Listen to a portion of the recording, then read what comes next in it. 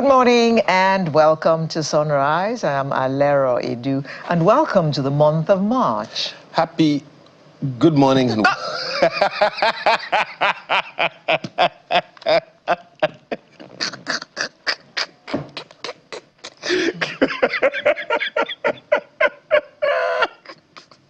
Funny, ha ha. Okay, done. Am I working? Good morning and welcome.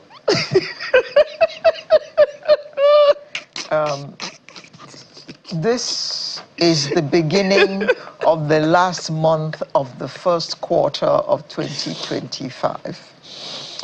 Well, so you say, and everyone believes, that it is true. It's the beginning of it. What is happening in Lagos State and what is happening in Rivers State? In Lagos, it's still the most valued state. From information available to me says Lagos is worth something in the region of 41 trillion naira. And the next state to it is maybe about 11 trillion naira as well also. So I don't know what exactly you're talking about. Abu, I'm talking about the Houses of Assembly. Oh, the Houses of Assembly. Yes. Ah. The Houses of Assembly. Okay. I mean, all that drama in Lagos State, and the former speaker, should I call him former speaker? Because yesterday he came in and said he was the speaker. He's always said he is the speaker. He is the speaker. He's always said it. Okay. And he has more people. Yeah, but he says that he wasn't there when he was impeached. Do you have to be there when you are impeached? Oh, are you talking about Lagos or... Lagos. There was no impeachment in Rivers. So what was there? Well... Just usurping or... Well, to Lagos... You have to have a good command of English, to describe all these things that are going on. No, even English will fail you in this matter. Because sometimes you just don't understand what's going on. I mean, so just be... Alera, for me, right, from the very get-go, my position has always been, if it has to do with politics, I leave it to the politicians. If it is about politics, y'all have fun. But when it concerns the people, or where the people are hard done by as a result of your politicking, that's where I will carry placard. So for me, I still don't see anything, because there are one of the questions people are going to ask is, look, how do the issues that they have in the House of Assembly in Lagos, for instance, affect the price of bread? How does it affect the price of commuting from Agege to Ogba? So long as that's a very sore point. No, so long as the people are not affected, right, by the lives of the people are not negatively affected. For me, it's and then so far we can say that the structures in Lagos, the systems that run the state, seem to be strong and solid enough that politics will have a hard time really rocking it. Yeah, but what about Rivers? Not much of that can be said of Rivers State, particularly in the current, situation. And it's all because some people assume that politics is played in a certain way. In fact, I heard someone say something like, someone said, it's because it's been happening in Lagos, why can't it happen in Rivers? The question you want to ask is exactly what has happened in Lagos over the past 30 years that you think, can be replicated in any other state in 5 years or 10, right? So, oh dear. Those are the things that, people, and, as I said, we just need to understand the dynamics that we live in, right? Well, the Supreme Court has ruled in the case of Rivers State that the governor has to represent the budget. This is March. He's been running a budget already. Does that therefore imply, or does that not even imply, does it say that he's been running an illegal budget? It's a statement that the Supreme Court made in that judgment. Was it executive dictatorship or something like that? You see, we've been playing politics in a particular way over the years, and it's not limited to any particular state, right? Particularly but looking at Rivers, the things, the trajectory of what's happened in Rivers over the years, administration after administration, even before the Amechi government, before the Wike government and all of that, so much has happened, and sometimes people just have this illusion that because it is Rivers, that something has to flow. It doesn't have to be, right? Well, the only thing that should be flowing is good governance for the people. So the issues that we are dealing with, in my opinion, politically, they are a lot more political than legal, in my opinion. Okay. And if they are more political issues, the question that you want to ask is, who is supposed to deal with it? Now, of course, we all know that the president attempted a political solution. Was it a solution? Did this solution, did this solve anything? Oh, you don't want to say no. But you started the matter, you want to put me in trouble so that I won't be able to enter public transport again. And everything you are doing there is God. Just saying. Oh, yes. Ramadan Kareem to our Muslim brothers. The fasting, Ramadan actually starts today. And in the light of that, a certain governor has decided that for the 5 weeks of the fasting period, children are not going to go to school. Well, Ramadan Kareem to all of you in different parts of Nigeria, particularly in Bauchi, where it is going to be celebrated with full concentration. Yeah. Okay. But the only thing there is, you know, we have been talking about out-of-school children for eons. And if we're going to say, I want to believe, right, that the governor has good reason to do whatever it is that he has done. Did he give any reason for that? It is Ramadan. And they should concentrate on the fast. Because you have to pray for development. Okay.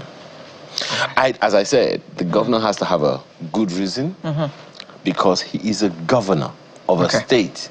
So the interests of the people, I believe, will be top on his mind. And it'll be good for us to understand there, Mr. Governor, what the reasons are, because it's always good to at least understand, right? Because there are many people in the state who have gone to different parts of the world, including Mecca, Medina, everywhere. Do they suspend lives and livelihoods because...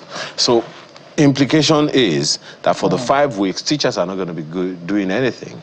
So are they on holiday for those weeks? And will they be paid for those weeks? Will they be paid for those weeks? I don't know if they have suspended the home school feeding, the school feeding program. Will that still be on, or will it be suspended in case it is still on? It has to be suspended because the children will not be at school. And if the children are not at school, wasn't there motivation for them to go to school so that they can eat? Because at home, will they eat? You know, all those issues. I want to believe that the governor thought it through. Okay. Yeah, we were talking about houses earlier, you know. The State Assembly in Lagos and the State Assembly. What about the Senate? What happened to them? The Senator Natasha Akpoti-Uduaghan versus the Senate President matter. There's that going on as well. Anyway, we need to go to the menu now. Oh, no. Well, I think one of the things about that one in particular, I saw a report that says another senator in the House says a woman in the Senate also said, no, no woman is speaking because their fellow woman broke certain rules in the House. I haven't read the story, but I have seen that's just a bit that's out there. Is it true or is it not true? Did she really break any rules? Or everyone is just hypothesizing, right? There are four emotions. Exactly. There are 4 women in the Senate. So according to some other people who have said so, is it that they are overpowered? Couldn't any other woman have spoken up for The senator, indeed, it just some kind of eye-opener. There used to be a sitcom called Outnumbered. Let's leave it at that. We're going to start by by looking at the call for good governance in Nigeria. An endless call it is. And next we will talk about the first day of Ramadan. Then empowering youths for economic inclusion. That's one of my favorite topics. Lifestyle. Today we'll be talking about raising teenagers. One of the toughest tasks in the world. Someone will remember. And then we shall, of course, close with the Artist of the Week segment, and all I will reveal to you is that he is a he. But there are only 2 genders. There used to be 70-something. Not anymore. Not There are many genders now. No. Okay. Not in the U.S. Okay. You heard what the president of the United States said? Come on. There is only 2 genders in the U.S. LGBTQ. When you hear LGBT. Anyway, hope you had a cup of cocoa this morning. If you've not, cocoa, whichever one you decide. And of any color, because I hear that. There's a brown one and there's a yellow one. Then there's a cream one. Here we go. Make your choice. I think she's had some before. We'll be right back. I surrender my everything forever. Say I'm with, I'm ready. For almost 2 years since the new administration came into power, the reforms instituted have not translated to a good standard of living for many Nigerians. And therein lies the problem. More than 60 years after independence, Nigeria is still grappling with multidimensional problems such as poverty, arrested development. Some have argued that the structure of the state character may not be the source of the problem, and restructuring may not be the solution. They say the calls for political restructuring may not be the solution, but leaders' commitment to good governance is what can deliver mass-oriented development that can improve the people's conditions. I wonder what you think. Well, we have a panel this morning that will let us have their thoughts on this matter and let us know if what we currently are operating is the best in our circumstances as a multicultural, multilingual nation. I'd like to welcome Dr. Austin Tam George, former Senior Executive Fellow, Harvard Kennedy School, and former Commissioner for Information over at Rivers State. Good morning. Thanks for having me. Good to see you, Ayo. Yeah. We have joining us from our studio in Abuja, Mr. Yakubu Dati, former General Manager of Public Affairs of the Federal Airports Authority of Nigeria, FAN. Good morning, Mr. Dati. Good to see you. Good morning. Good to see you too. Doctor, let me begin with you. We are the Federal Republic of Nigeria. Is Nigeria being run as a federal republic? Well, not in practice. You know, federalism means that the constituent units, in Nigeria, these constituent units are called states. As you know, we have 36 states. So the federalism requires that the constituent units will have a certain measure of autonomy to control affairs in their states. We have a very sore thumb in the case of Nigeria, where resources, for instance, that belong to communities, that belong to states, are appropriated by law and centralized for federal government control. If you look at oil and gas, for instance, if you check the Constitution and even the Petroleum Industry Act, one of the earliest declarations in these legislations is that these resources automatically, belong to the federal government. That's a violation, of the spirit federalism. 2 years ago, I was in Texas, and I realized that what we are practicing here in the name of federalism is the direct opposite of what happens in the U.S. The oil resources that belong to Texans cannot be appropriated by Washington in the name of legislation. So I think that what we need to recognize is that we have a faulty foundation in terms of the practice of federalism, and that we need to take very serious measures to make sure that people realize that, look, if you're going to be in a federalism, you need to go the whole hog. Allow communities, for instance, to have a measure of control over resources found in their areas. Allow the states to have a measure of control of resources found in their areas. We need to also have corresponding structures of accountability when it comes to how these resources are managed and things like that. So I believe that we still have a way to go in terms of operating the kind of federalism that we desire. Mr. Dati, do you agree? Well, to me, the issue of federalism or not is more of a nomenclature. What is most important, I believe, to the people is how responsive government is and how people feel the impact of government. You recall that even before this system, we've had different stages of systems that were practiced in Nigeria. And until now, that we're having more resources due to reforms being done by this administration. We're having more resources going to the states, more resources going to the local government, and it remains for people that live within those vicinities to begin to challenge the leadership to see what is happening. Just like the president said, the income has quadrupled. Has development quadrupled in those areas?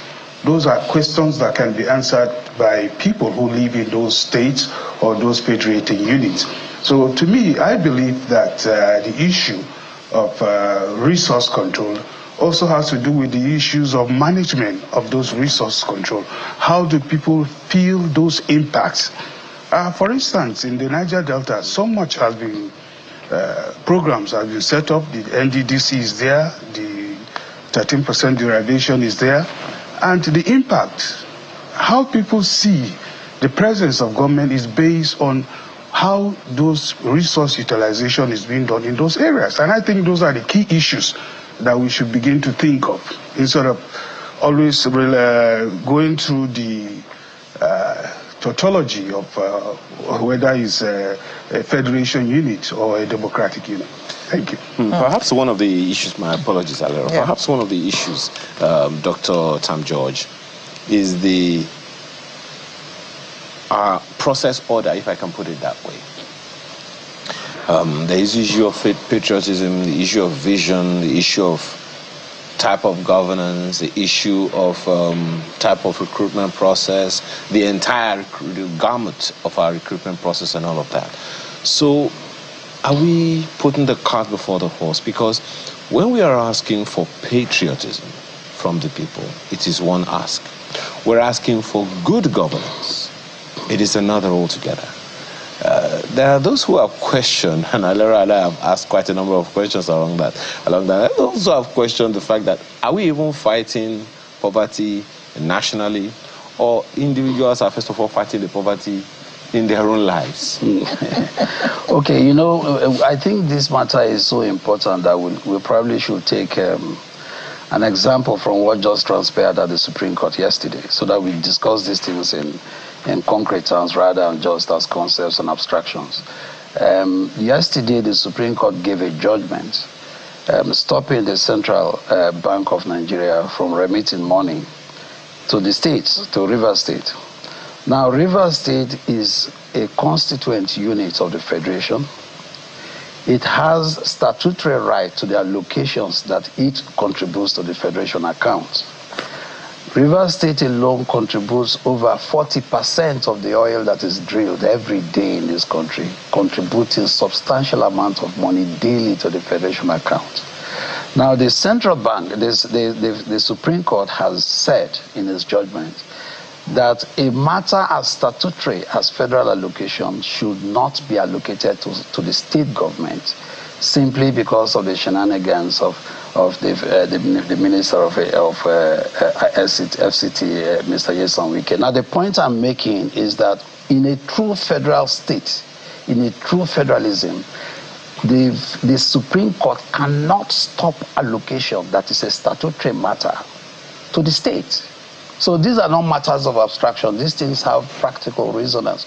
The point is that the Supreme Court cannot do that. So the fact that it has done so means that it is already a violation of the spirit of federalism. I will come back to this matter if we have time in the course of the conversation. But the most important fact is that as we speak now, Nigeria drills over nearly 2 million barrels of oil, of crude every day, and more than 40% comes from Rivers State. By the Supreme Court judgment now, it means that while Rivers State continues to contribute this resource, contributes this money to the Federation account, the Supreme Court has said the money that is statutorily meant for Rivers State should not be allocated to it. Let me just a quick one on that issue of the oil and all of that. Does the oil belong to Rivers State or the federal or the Federation? Because when you say yes, the federal government is drilling from Rivers State, but the oil does not, ab initio, according to law, belong to Rivers State. That's exactly the point I started with. I said the law presupposes that the resources belong to the federal government. And I'm telling you that by law, the principle of equity, you can't appropriate resources found in communities and states and say they belong to the central government. What is worse now is that because of political differences within the administrative jurisdiction of Rivers State, the Supreme Court has said even what is statutorily supposed to be given to Rivers State should not be given to it. So the point I'm making is that all these are direct violations, of the spirit of federalism. In any case, this is a judgment that has direct impact on the ground. Rivers State has nearly 10 million people. What this means is that the judgment means that basic utility services will not be rendered. Over 6,000 teachers will not be paid. Over 6,000 doctors will not be paid. You say like that's the only income avenue. I mean, this is a statutory allocation. But that's not the only one. That no, but the most important. This is a legal entitlement to the state. Over 200. No one can argue with that. Over but 200. Just as you said, yes, there have been issues in the state, and it predates this government. It predates the government before it. Yeah, but this is the first time the Supreme Court is making a categorical judgment in violation of the federal. Well, one would say that that's just one of several examples all over the nation. Yeah. Because the same thing I think happened. Mr. Dachi may want to speak to that. Same thing happened, I think, was it in Zamfara State, when on the one hand the people, I think it was the government of Zamfara State, was it Zamfara State? I'm not sure. Took gold to the federal government and said, okay, this came from Zamfara State. So is that an overstep, or you think that was also appropriate? Well, I think we need to put things in their proper perspective. First and foremost, we have a constitution that we operate, and the constitution also has given powers to the different states, the local governments, and the national and central government. So those responsibilities are there clearly spelled out, and it's based on that we also have the distribution of responsibilities. What belongs to the government, what belongs to the states. Mm-hmm. For instance, people want to also put up the argument that if you look at what the devastation that has gone on in Plateau State, where I come from, due to the mining activities that has built this country over the years, or the granite pyramids that also at a point contributed to the growth and even development of the oil resources in the Niger Delta, or is it the cotton in the north that had also contributed to national development? The arguments begin to seek for a balance, because at the end of the day, we contribute what this part of the nation does not have, another has. So that is complemented. And as we live in a democracy where we operate based on the rule of law, it negates the whole idea if we begin to go out of the law. For instance, the Supreme Court has made a judgment, which is the final arbiter, except you go to God according to the law. So it's only proper that we also channel our discussions within the confines of what constitutes law and what we accept. Of course, there is room for change through the instrumentality of the National Assembly, but sitting and trying to postulate that we can operate beyond and out of the jurisdiction of our laid down laws is only calling for anarchy. Yeah, Mr. Dati, what you have just said brings to mind the various calls that have been made for us to go back to our unitary system, where each state will own what it produces and just pay some kind of tax to the center. What are your thoughts about that particular call? Well, to me, I think the basic issue to the ordinary Nigerian is not about these high-sounding postulations we talk about, whether it's regional government, whether it's how does it impact the people? We are here, we are witnesses to the fact that in the past 2 years of the assumption of the President Asiwaju Bola Tinubu administration, the income to the states and local government has quadrupled. The reforms that are taking place, which was occasioned with the removal of the subsidy, where about $4 trillion were saved annually, has been pumped into the states of the Federation. Is the common man feeling the impact of these reforms? Are this additional funding that is going to the other federating units, are the ordinary people feeling the impact? Those are the issues that concern the ordinary man. And I believe that those are what we should be able to bring up so that we'll be able to challenge our leaders at different levels. If you, as a local government chairman, is getting more money, are we seeing it? If you, as a state, are getting more money, is it commensurate with the projects you are doing? That when we begin to hold our leaders accountable, it helps us to move the argument from the intellectual discourse where we look at the forms of government to the fact that governments must reach out to the people. We have successful governance in other parts of the world. People flock from Nigeria every day to Dubai. Is Dubai practicing regional or democratic government? Or you go to America or you go to Europe? At the end of the day, it's the impact that governance brings to the people. Is the problem that government solves to the people. And to me, I see a clear direction by this government to begin to bring in, wave in and change the narrative such that we begin to hold people in office accountable for the resources that is sent to them to manage on behalf of the people. And I think that is critical at this point. Dr. Tom George,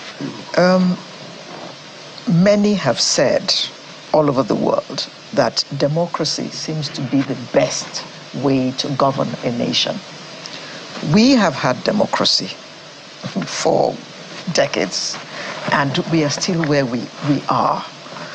What are the things militating against us achieving what democracy is supposed to achieve for a nation?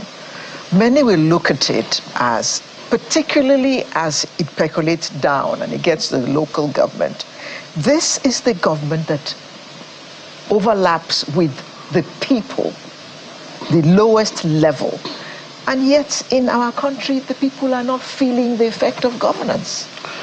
I think one of the problems that we have with the practice of democracy in this country is that the laws sometimes are not the people's laws.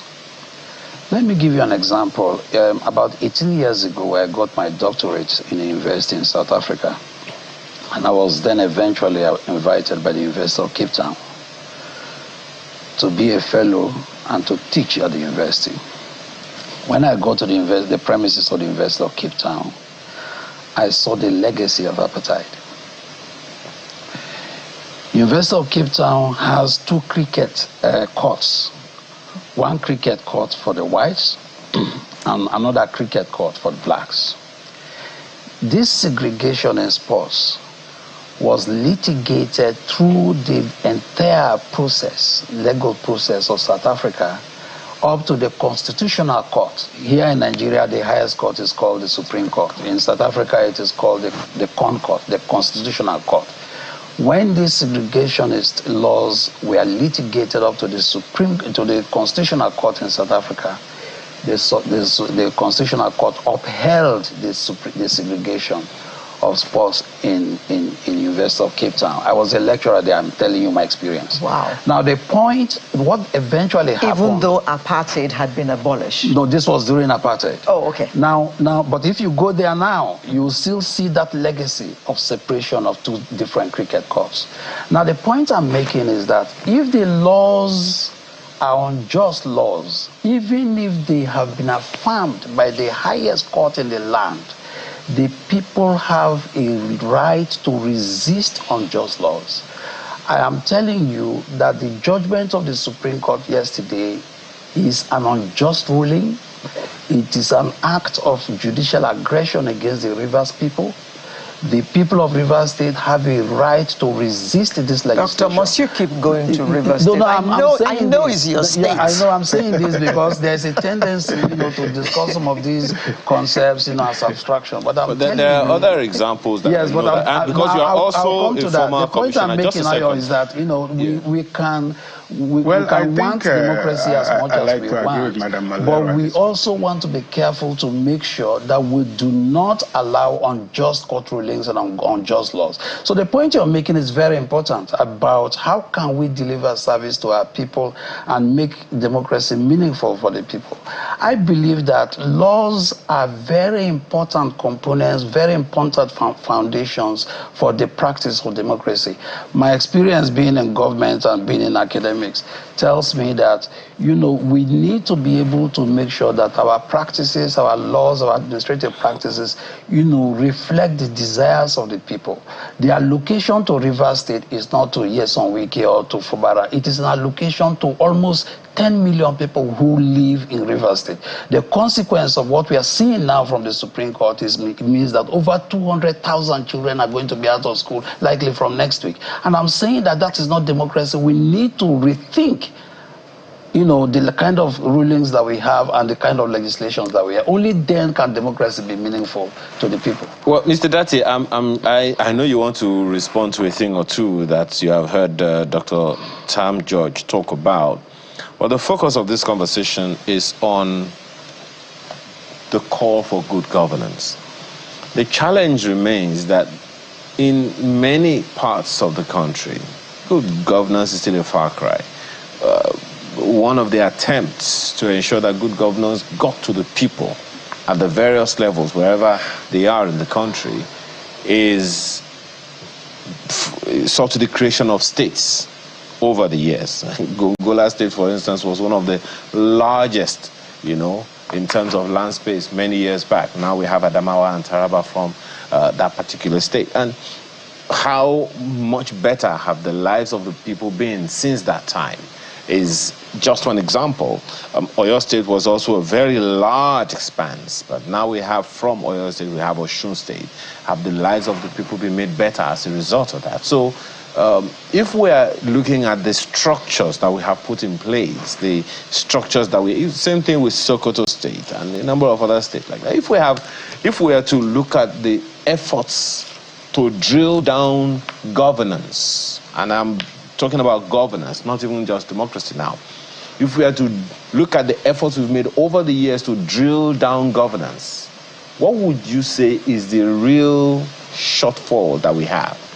Is it in the style of governance? Is it in the efforts to make sure that governance cascaded?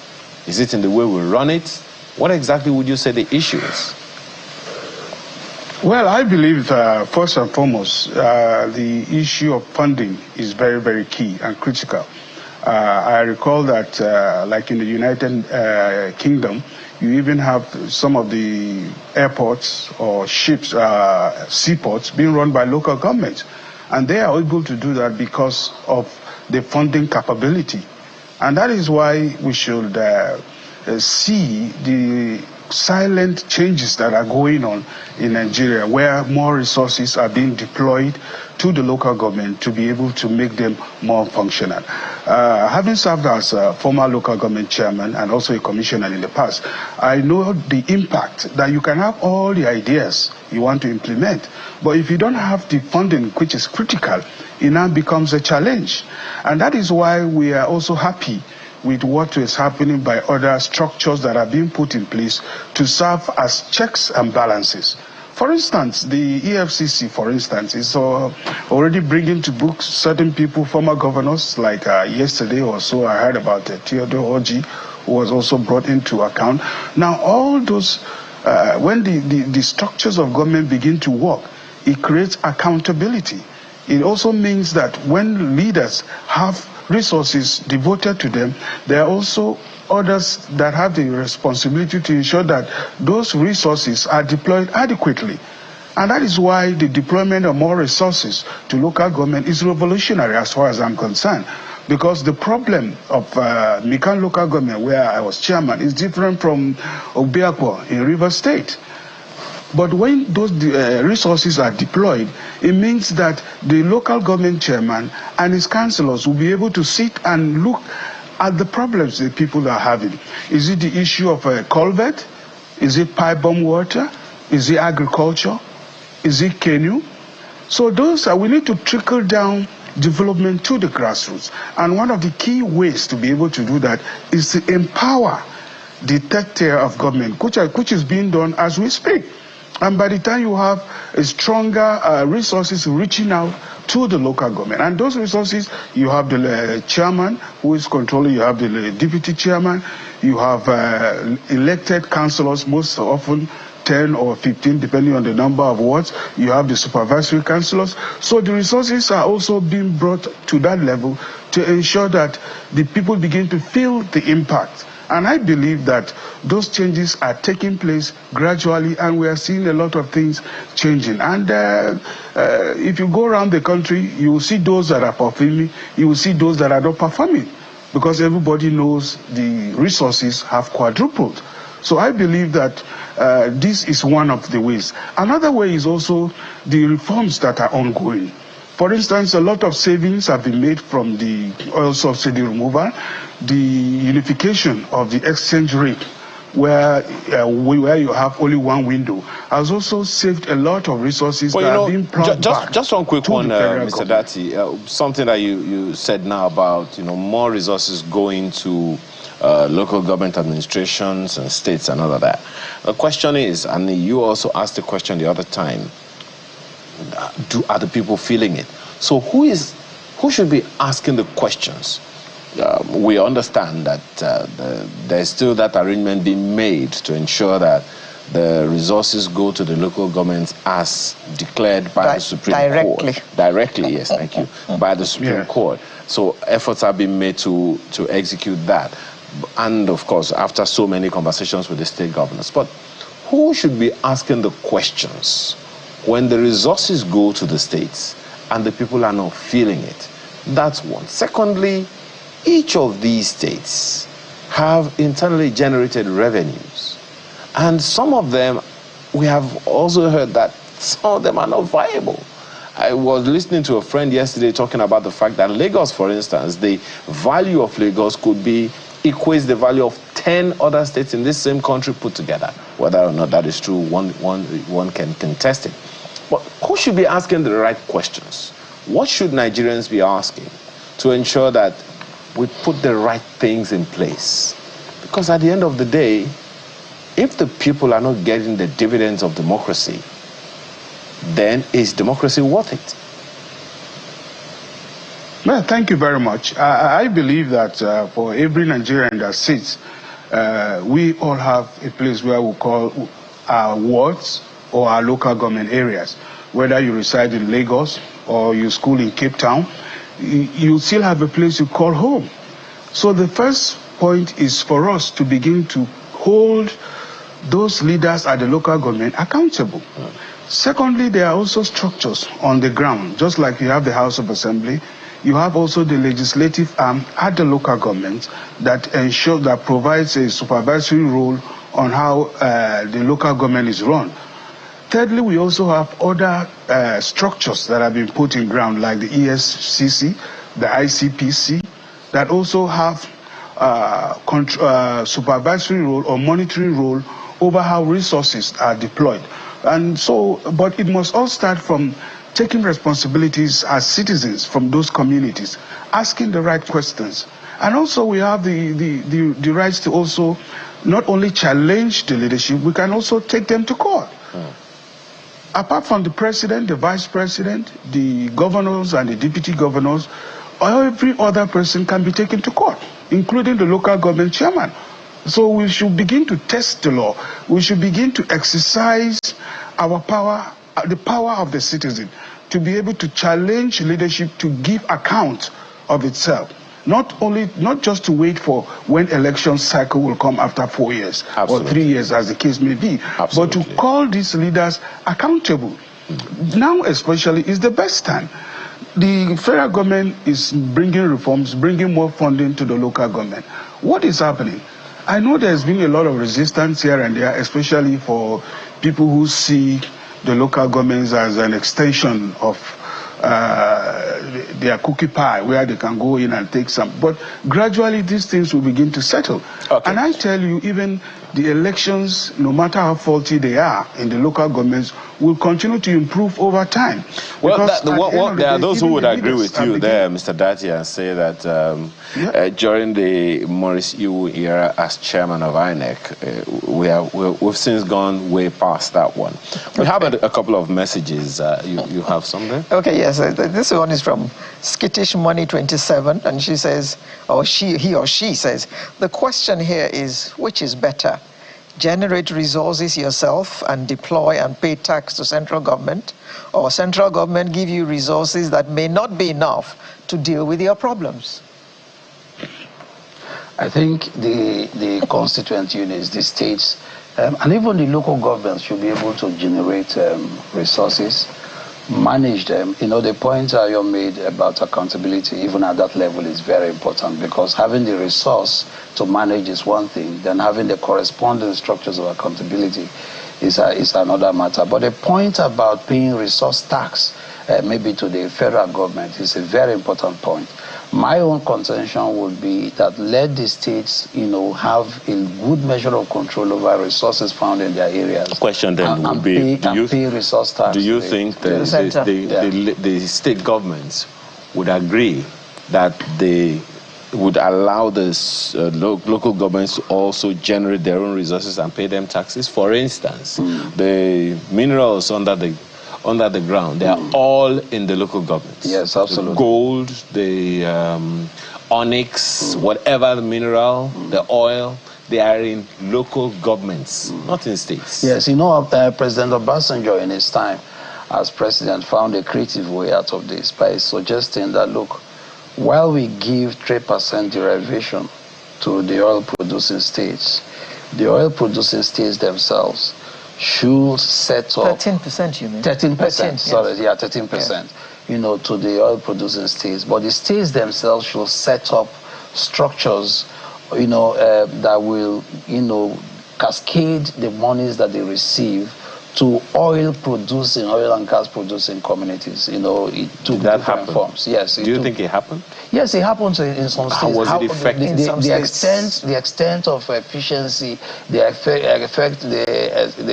effect of transparent deployment of resources, that's another matter altogether. I think it's a creative way. Yeah. Yes, it's a creative way of making sure that, you know, money gets to the grassroots. I think that's, you've just buttressed Osas's comment here. It says the call for good governance is wrapped around the quality of persons in government. Yes. We cannot advocate and get good governance where we have people of less quality, as evidenced by all we are witnessing in and around our political office holders. But Mr. Dati, this one is for you. Festus Akimboyewa says, sadly, good governance is in short supply in federal, states and local governments in our country, where the officials and institutions careless about transparency, accountability, integrity and fairness. Most of our state governors have pocketed the state legislature and judiciary. While, of course, you heard Dr. Tam George talk about the ruling of the Supreme Court, what informed this in the first place is the quote-unquote unholy relationship between state governors and the houses of assembly, and it's something that's happened over time.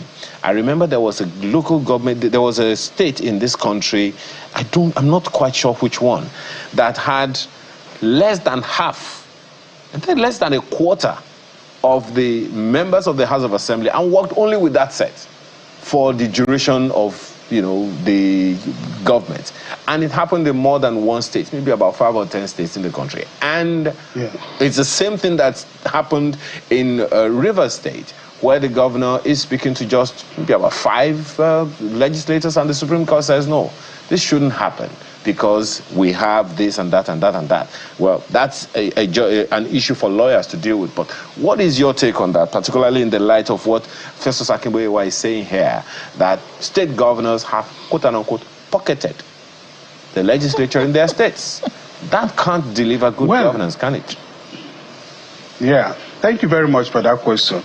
And it is in that light that I commend the judiciary, especially the pronouncement of the Supreme Court. Because you have a situation where if a River State was being run by 3 members of the House of Assembly, while the others who are in the majority have been left. But that has been corrected by the Supreme Court. And that in itself will send a clear signal that the judiciary has come to stay and play its role in ensuring that the pocketing of these resources by this group of people, the governors, must be checked. And it's the role of the judiciary to do that. And until this pronouncement was made, we have had several cases. We've had it in Edo State. We had it even in Plateau at a point, my state. And so it goes on. Whenever the governor wants to arrive, hold shop, he just throws away the legislature.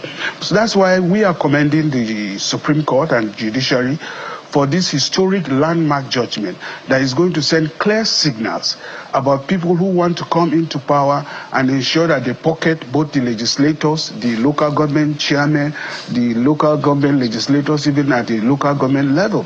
So that in itself will come, and we're happy that the judiciary is coming to the rescue, such that no matter who you are not above the law, and that the Supreme Court can come in and ensure that we operate according to the dictates of the law. So we commend what has happened and the judgment in River State, because what was going on there, where the governor was operating with just 3 members of the House of Assembly, was an aberration.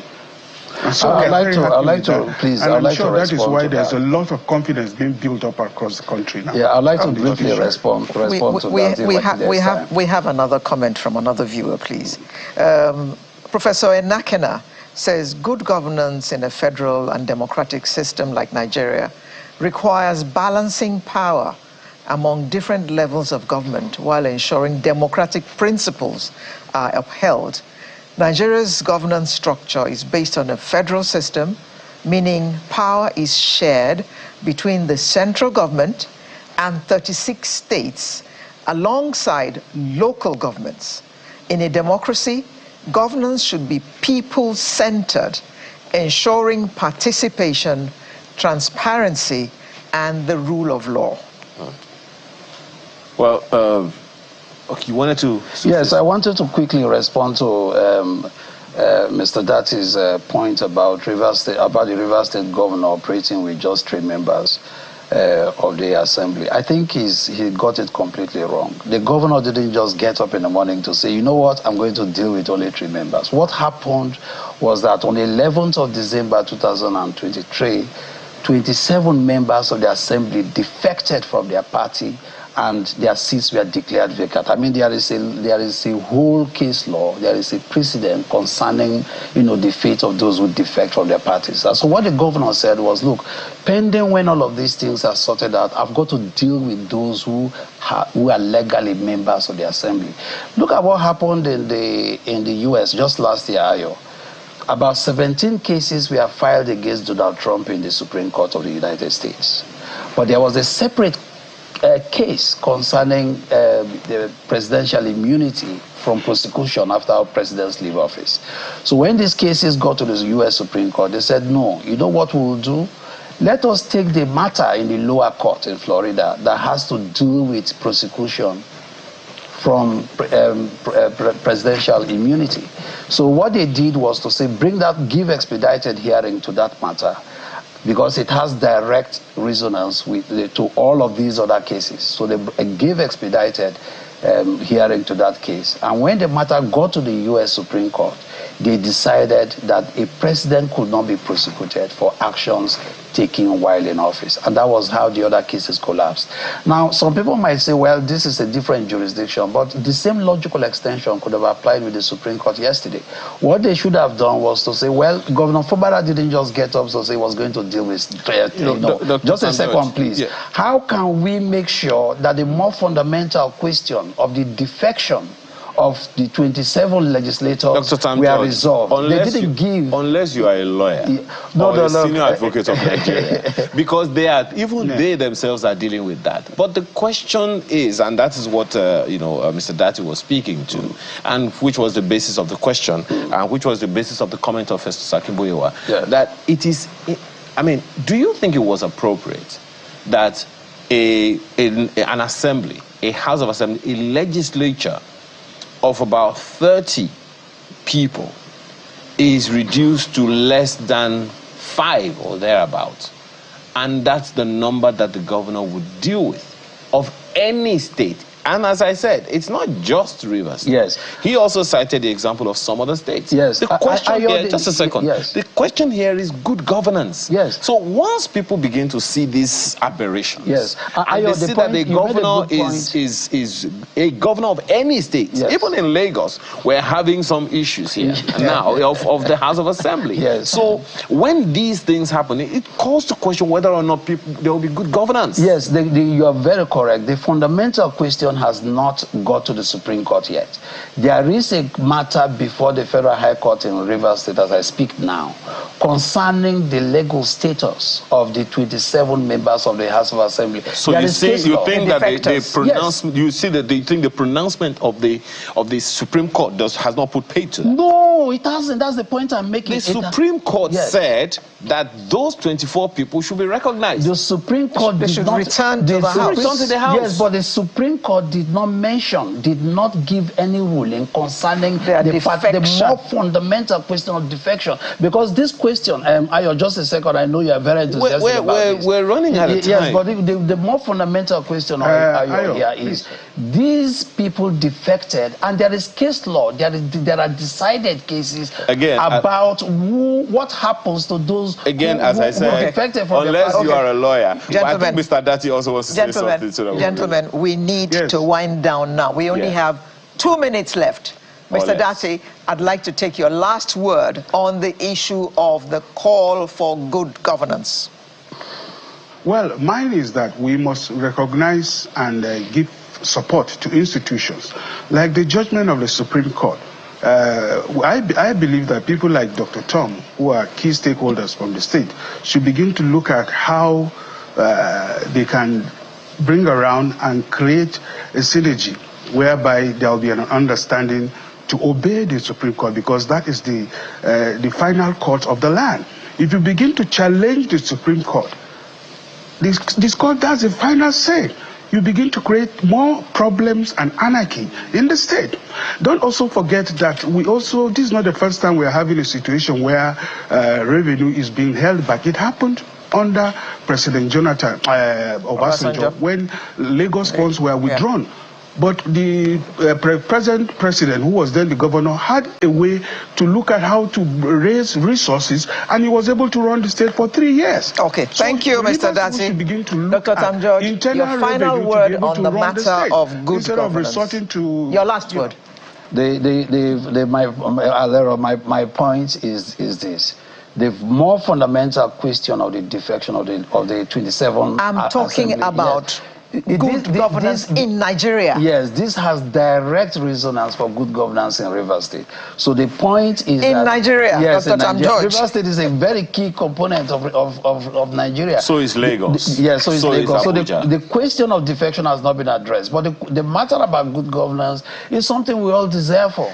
It's something everybody wants, and one way we can achieve this is to make sure that Supreme Court rulings are consistent with the desires of the people. As I speak to you now, Rivers State faces the risk of over 200,000 children going out of school because resources have been withheld. Okay. I believe that good governance can only be upheld when even the Supreme Court itself puts the better interest of the majority of Rivers people, in consideration, and not give rulings that are literally a recipe for chaos and an incitement against the state. We don't want that. We just want the rule of law to prevail, and we can't wait until the matter of defection is settled, so that good governance can actually find practical resonance on the ground in Rivers State. Okay. Hamid Adetola Adefesa says, once people are removed from governance equation at whatever levels, government then... At whatever levels of government? Then that governance is bad. Correct. Professor Inakena, adding additional voice, says, strengthening true federalism allows states to control more of their resources, e.g. solid minerals, VAT, and state policing, reduce federal government over-centralization by transferring more responsibilities to states and local governments, review revenue sharing formulas to give states and LGAs more financial autonomy. Well, allowing states to control more of their resources. How about the local government controlling their resources? But hey, what do I... That's a discussion for another day. I'd like to thank our panel, Dr. Austin Tam George, former Senior Executive Fellow, Harvard Kennedy School, and former Commissioner for Information in Rivers State, who was with us in the studio in Lagos, and Mr. Yakubu Dati, former General Manager of Public Affairs at the Federal Airports Authority of Nigeria, FAN, who joined us from our studio in Abuja. Thank you very much, gentlemen, for coming to share your insights with us this morning. Thank you. Right. Sunrise will return in just a moment with another interesting conversation. Do join us after you've had your cocoa.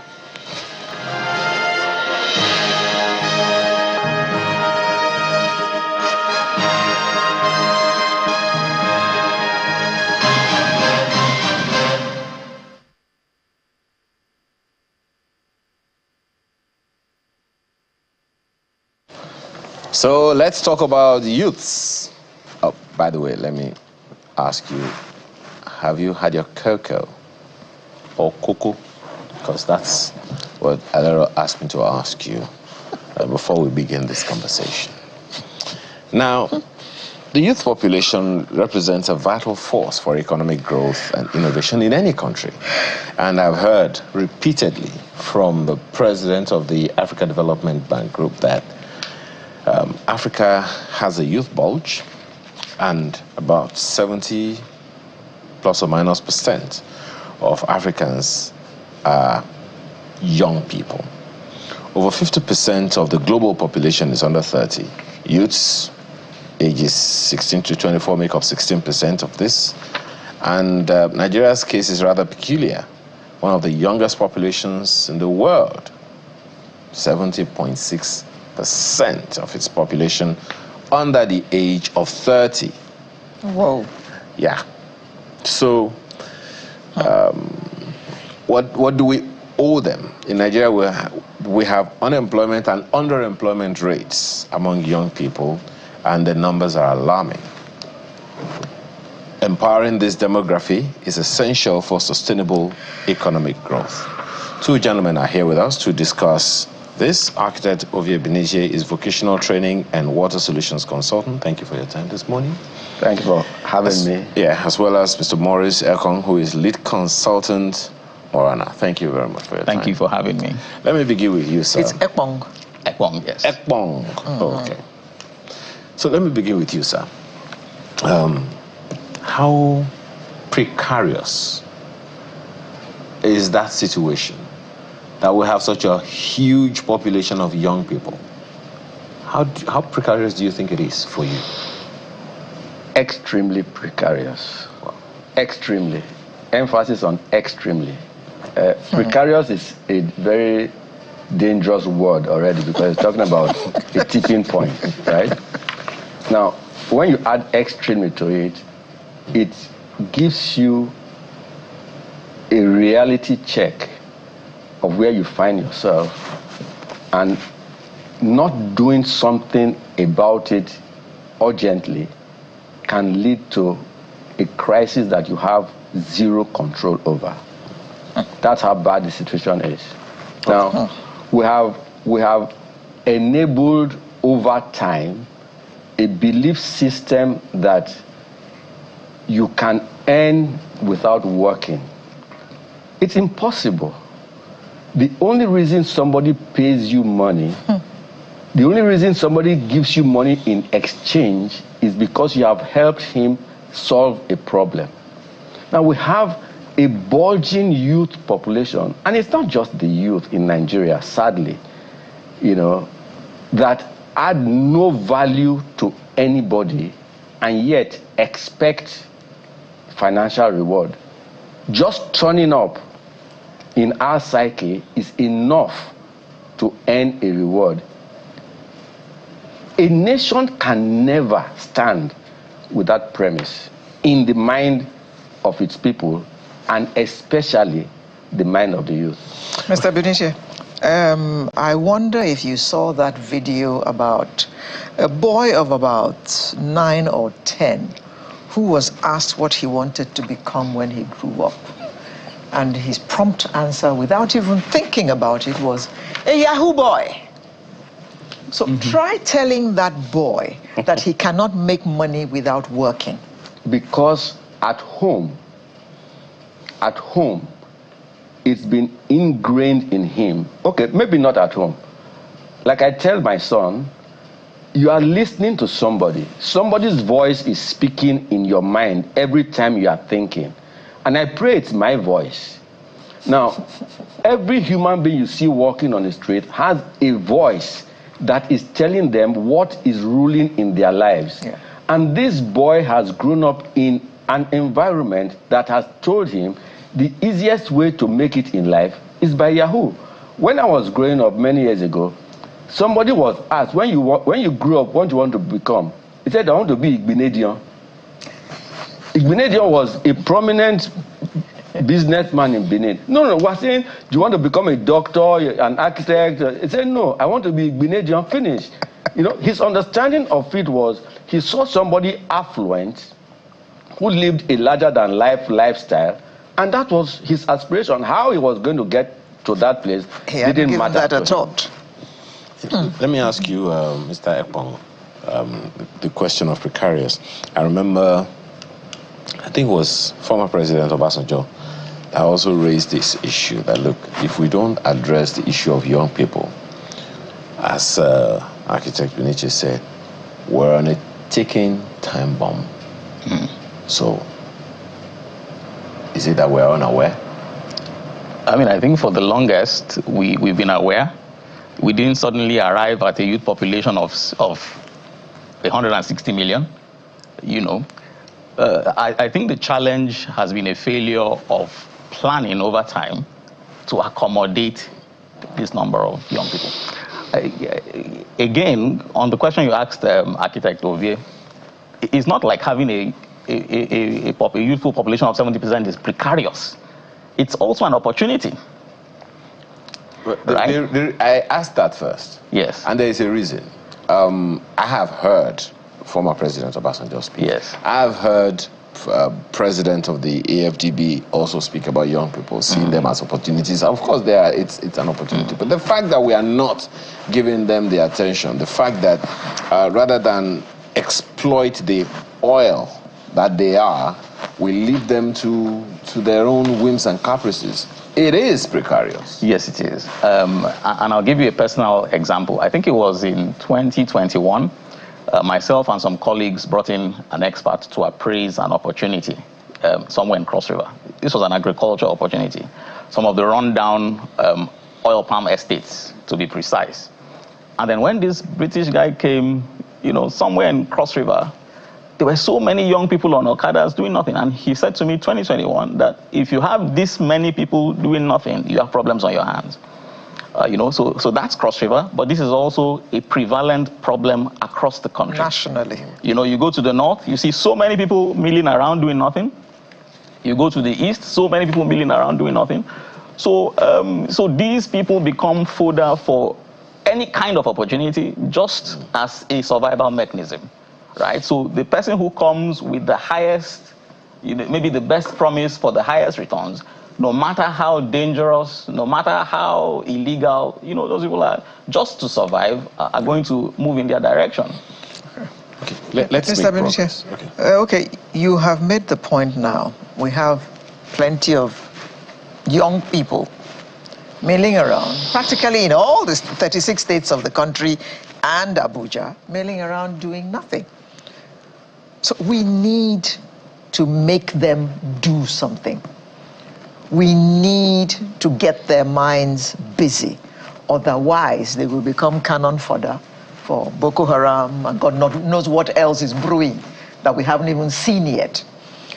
So, what are our plans for getting these children occupied, being productive, and being able to look after themselves?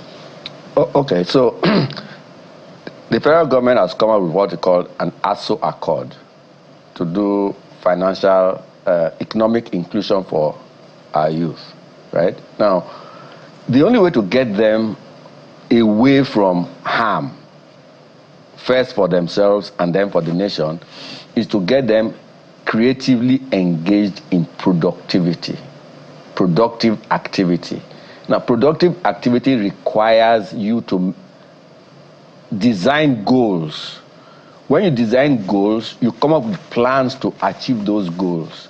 Then you find the people who will enter into the plan to achieve those goals. Now, the people need to learn to work. The people need to be made to understand that they need to, and frankly, a lot of people want to work. They don't want to be idle, right? Now, our focus is on empowering the people. So empowerment of its own is not a goal. Empowerment is a vehicle. Now, that vehicle needs to be targeted at a goal. So I'll give you an example of South Korea. South Korea in the 60s decided that they were going to be an electronic hub, an automobile hub. So the government says, we will teach our people to learn the skills for these two industries. So they partnered with General Motors. General Motors was the foundation for Kia. For Kia. Yes. Opel was the foundation for Daewoo. So these companies went to Korea to set up car manufacturing industries. And then they trained their people. What we call handwork. Artisan skills. These are the foundations for any and every economy. Handwork. The people who produce nails, the people who produce screws, the people who produce screwdrivers.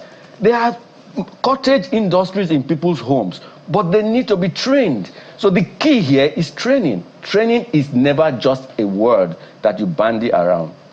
Vocational skills are honed. They are trained. You get people, practitioners who are committed to training people, who will train the people who will become the anchor points for these industries. Because when you have industries, it draws in the people.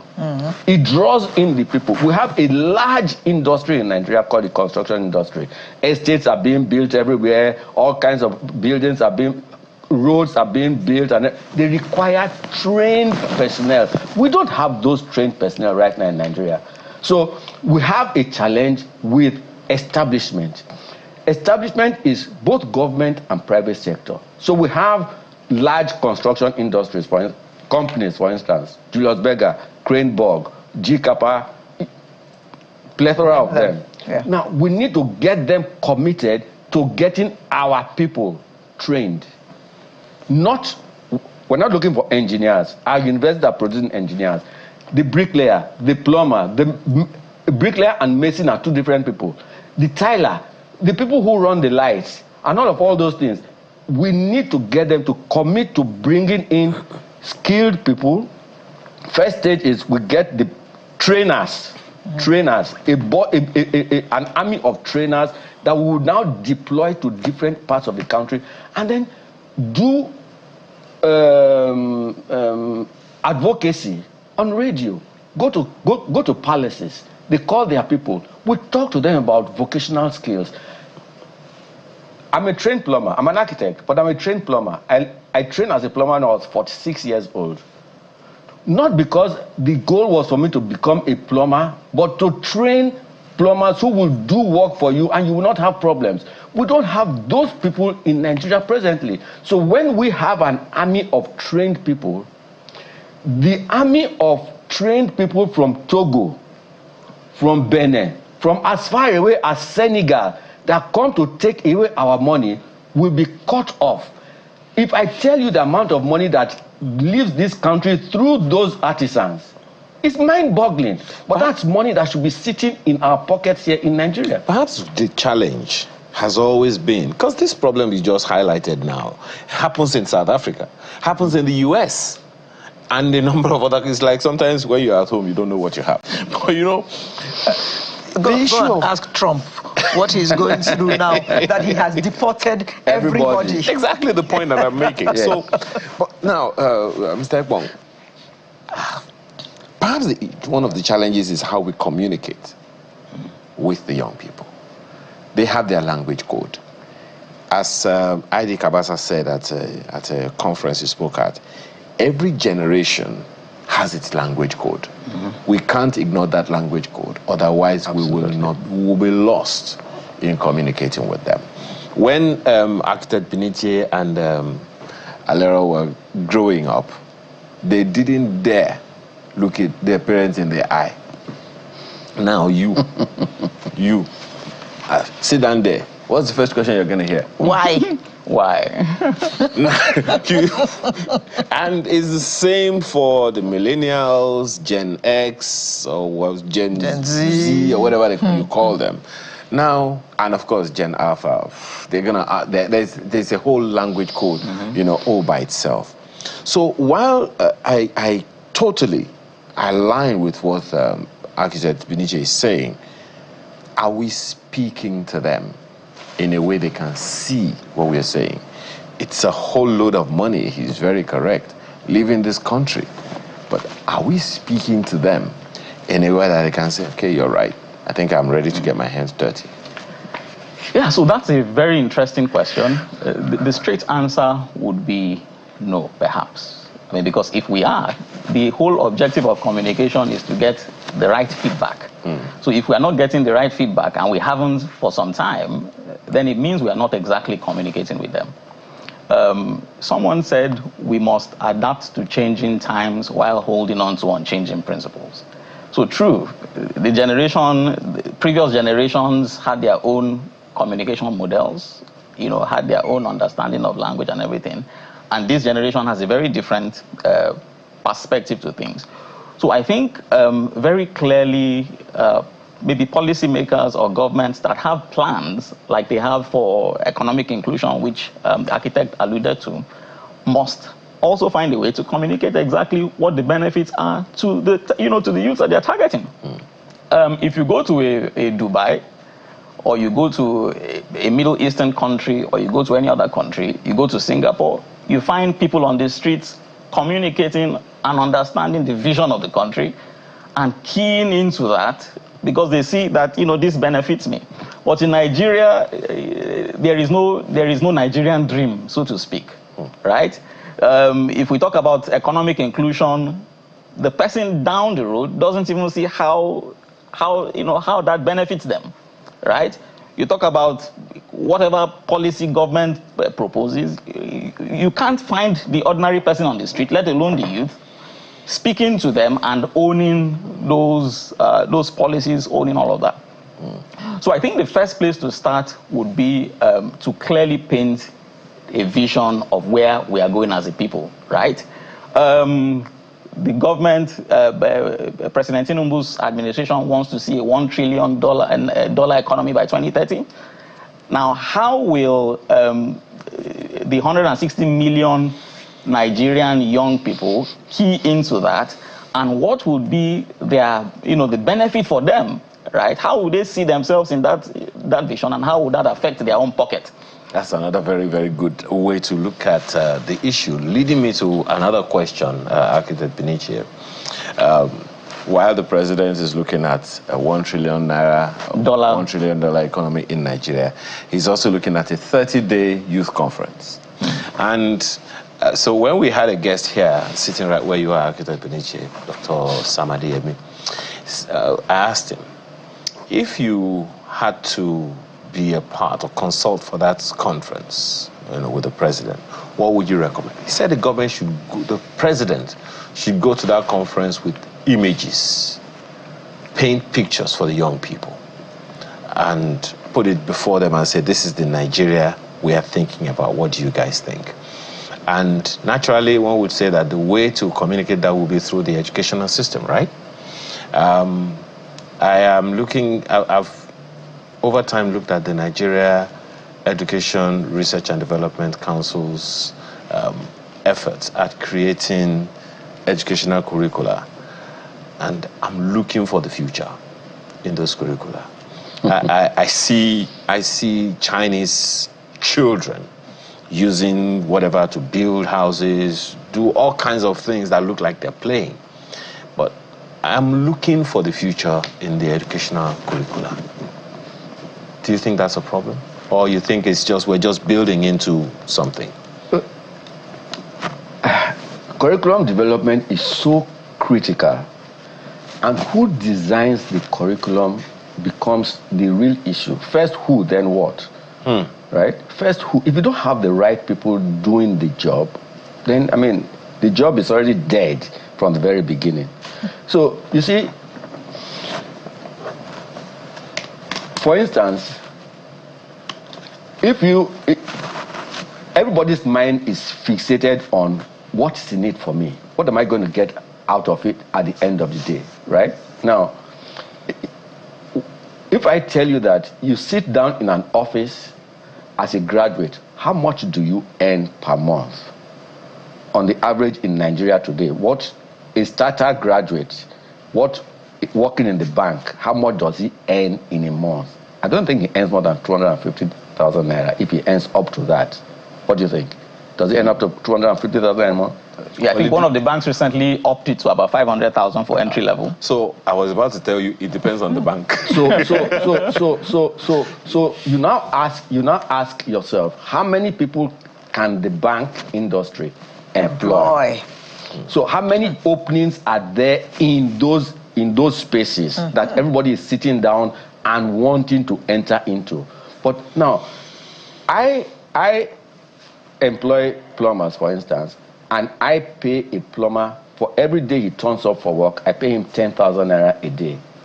If he works for 24 days in a month, he earns 240,000 naira that month. Now, I can get him to do work consistently through the month, and some plumbers, some bricklayers are earning more than what sitting down in the office is going, and it is guaranteed. Yes. There is enough work to go around. So much work is going on, but there aren't people to do them. Ayo, as you drive down the road, you see so much need, so much work that needs to be done, but there aren't people to do them. That's because people do not know that there's economic benefit in doing these things. And the people who should recognize these things, these gaps, as job opportunities and offer them to people to do them, are also not recognizing the gaps. So, painting a picture is extremely important it is only when you work that you get money. It is only when you work that you get money. So we have to define, for instance, what industries do we want to function in Nigeria? Because it is industries that employ people. ICT, how many people can ICT employ in Nigeria? The entertainment industry, what percentage of Nigerians can it employ? Very little. But there are the hard day-by-day work that goes on that needs trained people. Emphasis on trained. Because somewhere along the line, we have, acculturated ourselves to manage them like that. Manage them like that. No, we must move away from that manage them like that syndrome and get people trained. And this training means that you must paint the picture of the end of the training to the people. Well, someone is agreeing with you, yes. Festus Akimboyewa. It says, if we must empower youths for economic inclusion, government at all levels must invest in apprenticeship. Yes. That will allow young people to earn while they learn. Also, government at all levels must work in partnership with the private sector and encourage the creation of jobs that do not require formal education. So, you're not the only one. Yeah. Mr. Binisie, what has happened to the many technical schools that dotted this country? One, if they are still alive, what quality of technical skills are they turning out? Okay, so at some point, I think under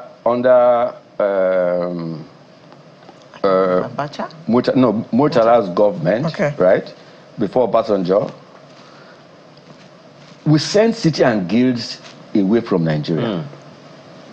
That we don't, I mean, our emphasis was not on technical skills, our emphasis was on degree. And so you see that same malaise, we're converting Yaba Tech to university, we're converting colleges of education to university. What's all this madness about degrees? University education produces people who are supposed to conceptualize. But the larger population are the hands and legs of the doing. So the focus should be on the hands and legs. Now, sadly, no technical schools. There are vocational schools scattered across the country, empty, doing nothing. Now, listen, a few years ago, an NGO approached me to interview prospective trainers for them. And they got people from colleges of technology, heads of departments and lecturers in the colleges of technology. And I sat down, because I'm a certified assessor and a trainer. And I sat down and I interviewed them, heads of departments and trainers in these technical colleges. And none of them passed the muster. They didn't know what to do. When I asked, you see, technical skills are taught both theoretically and then practically. They couldn't link the two. Heads of department over plumbing skills, masonry skills. They couldn't. See, I did a study. These are the supposed trainers. These are the supposed trainers. I downloaded the MBTE curriculum for vocational skills in Nigeria. Why do you want to train an iron bender for 2 years? Why do you want to keep him in a system for 2 years? No. Vocational skills are supposed to be a fast-track method of getting people involved in the economic development of the country while acquiring a skill. Now, in saner climes, you can be a carpenter in NNPC, for instance, and earn as much as the MD because of the value you put on the table. Yes. So it's not your qualification that determines your income. It is your value that determines your income. And value, like I tell people, is never measured in monetary terms. Value determines your worth. And then your worth is now translated to money. You know, Naira and Kobo. Let me ask you, Mr. Ekpong, so where do we go from here? We have 3 minutes. So where do we go from here? We must translate that vision into actionable points, right? You have 774 local governments. You probably have about 8,000 something wards. And all of these local areas are excluded from the formal economy. Why don't we develop a strategy where we are, developing, maybe cottage industries in all these localities based on their comparative advantage, and empower young people in those areas to, take on entrepreneurship opportunities, to set up there as a basis for entering the formal economy and getting empowered. It sounds like we are putting it at the all of it at the doorstep of government. Michael Olatunbosun says, family is the mill for proper upbringing. Yes, and then this one, who does, the sender didn't write their name. Matters Arising says everything is connected to economy. We need to overhaul. Full stop. Okay, Sam says, as a country, we have missed our way. If you visit most of the big hotels in most major cities, you see a lot of youth just lazing around. Some make money from Yahoo and check into these hotels to, quote, enjoy their life, unquote, with friends. Emmanuel Dowd. Major reorientation, hard work pays. This should be the new slogan. Emmanuel Daudu, the current certified educational system that we operate in this country is not geared towards economic empowerment of our youths. It has become compelling to inject technical skills acquisition training programs in our educational curriculum. And this one also from Professor Nakena. Empowering youths for economic inclusion requires a multifaceted approach that enhances their skills, access to opportunities, and participation in decision-making. Equip young people with practical skills relevant to the job market like IT, agriculture, manufacturing. Teach financial literacy, business management, and problem-solving to encourage self-employment. Promote education in science, technology, engineering, and mathematics, STEM, to meet modern economic demands. Well, I dare say, gentlemen, that your time is not up. But because we will pick this up again. This is a very important discussion. Honestly, extremely. We need to get those young people off the streets, and we need to get them productive. Get into their heads first, as Mr. Benici said earlier. First of all, get into their heads to change their paradigm, their orientation about some of these issues. Thank you so much for your Talking time. about orientation, do we need the NOI? No, NOA. NOA, rather. I sincerely believe we do. See, the first people's heads we need to get into is the heads of the parents, the adults. Okay. Now, if I ask you, Alero, for instance, no, not Alero. If I ask you, Ayo, if your son were to tell you that he wants to become a plumber, what would be your first reaction? God forbid. Is he persuaded? Me? No. No, not okay. So I mean, is he persuaded? Your general contemporary out there in society would say, God forbid. But times have changed. We pray so. Times have changed. If my son says that's what he wants to do, are you persuaded? Just make sure that you are the best that there is. We pray so. Full stop. Thank you so much for coming this morning. Mr. Ovie Benici is a vocational training and water solutions consultant. Thank you for your time. As well as Maurice Ekpong, who is lead consultant, Morana. Thank you so much for your time this morning. So when we return, this cocoa and kelkel, there are some people that shouldn't have it this morning, but we'll find out whether they did before time when we return from this break.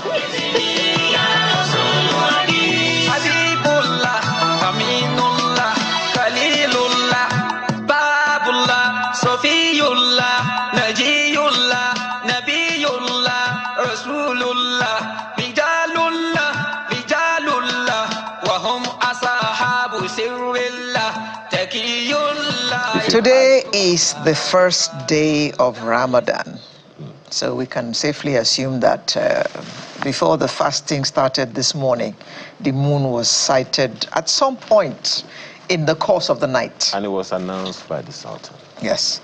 Ramadan is considered one of the holiest months of the year in Islam. In Ramadan, Muslims commemorate the revelation of the Quran and fast from food and drink during the sunlit hours as a means of drawing themselves closer to God and cultivating self-control, gratitude, and compassion for the less fortunate. Ramadan is a month of intense spiritual rejuvenation, which is a heightened focus on devotion, during which Muslims spend extra time reading the Quran and performing special prayers. those unable to fast, such as pregnant women, nursing mothers, the sick, or the elderly and children are exempt. It's okay for these categories not to fast. Well, to tell us more about Ramadan, we have the founder of Irfan Astronomy Academy and Secretary, National Moon Sighting Committee, Mr. Nuruddin Ibrahim. Or is it Alaji? Anyone you mention is fine. Good morning, and thank you for joining us. You're welcome. You can also mention Dr. Nuruddin Ibrahim. See? Because I'm a medical biochemist. While she's writing. Okay. When does... there are those who are wondering whether, I mean, it is one of the things that Alero actually asked you. So, the moon was sighted. Yes. Okay. Before you start the fasting, it is a must that you need to sight the moon. But you have to expect it. You have to anticipate that, okay, that is likely to happen. Yes, that is sure. Okay. So you keep looking out for it. Yes, because it's you know, even before the advent of technology, before the advent of time, people were used to the natural bodies, especially to determine time and some other things. For example, the sunrise is something that you can see. What is written behind you is sunrise. So sunrise is something that is particular to humans. It signifies something that is very important. It also signifies time. So because the sun is a celestial body and it has its own roles, it has its functions in helping our people to live their daily life. So also the moon also has a specific purpose that it serves. So usually the new crescent appears once in a month and it signifies a new lunar month. So Ramadan is the 9th month of the Islamic lunar calendar. And before you start any new month, you need to expect the new crescent. So the new crescent comes with happiness, comes with delight, signifying that you are now in a new month. I like the fact that you mentioned technology the other time. So there are those who would want, by the way, the clock itself is technology. Yes, it is. At the time that they came out. Yes. So there are those who are wondering whether moonlighting should still be, or is still as important as it was in the days of yore, given that we are now more technologically advanced. Yes, because that is the traditional system, and there are some spiritual benefits that are attached to it. In the Islamic law, it is said that whatever that is required for you to embark upon an obligatory act in Islam is also a necessity. So Ramadan is the 4th pillar of Islam. It is a must. For you to be a Muslim, it means that you have to also observe the fast of Ramadan, provided you do not fall into the exempted categories. So because Ramadan is very obligatory, you can't say you're a Muslim, you won't fast. It is a must. So whatever that will facilitate the fasting, the starting of the month is a necessity, and that is citing the new crescent, and it is attached to it that when you go and sight the new crescent, or you go out and search for it, there is spiritual benefits that is attached to it. So you are the founder of the Irfan Astronomy Academy. Yes. You are an astronomer. Not a professional astronomer. Okay. But you founded an academy. Yes, because there is that is into that. Yeah. So is there no technology that can be used to sight the moon, or give you an idea of when the moon, the new crescent, is expected? We are in the age of technology, and we have advanced technology in doing that. And you know, for you to also manage the technology to do that, that means you are also searching. For example, there is the astronomical telescope for you that will facilitate even if the moon is far away. I call it crescent because in Islam we differentiate between crescent and moon. Okay. Moon is different from crescent. So we search for the new crescent, not the new moon. The new moon is invisible. So the telescope, astronomical telescope, is a technology. And also today we have software.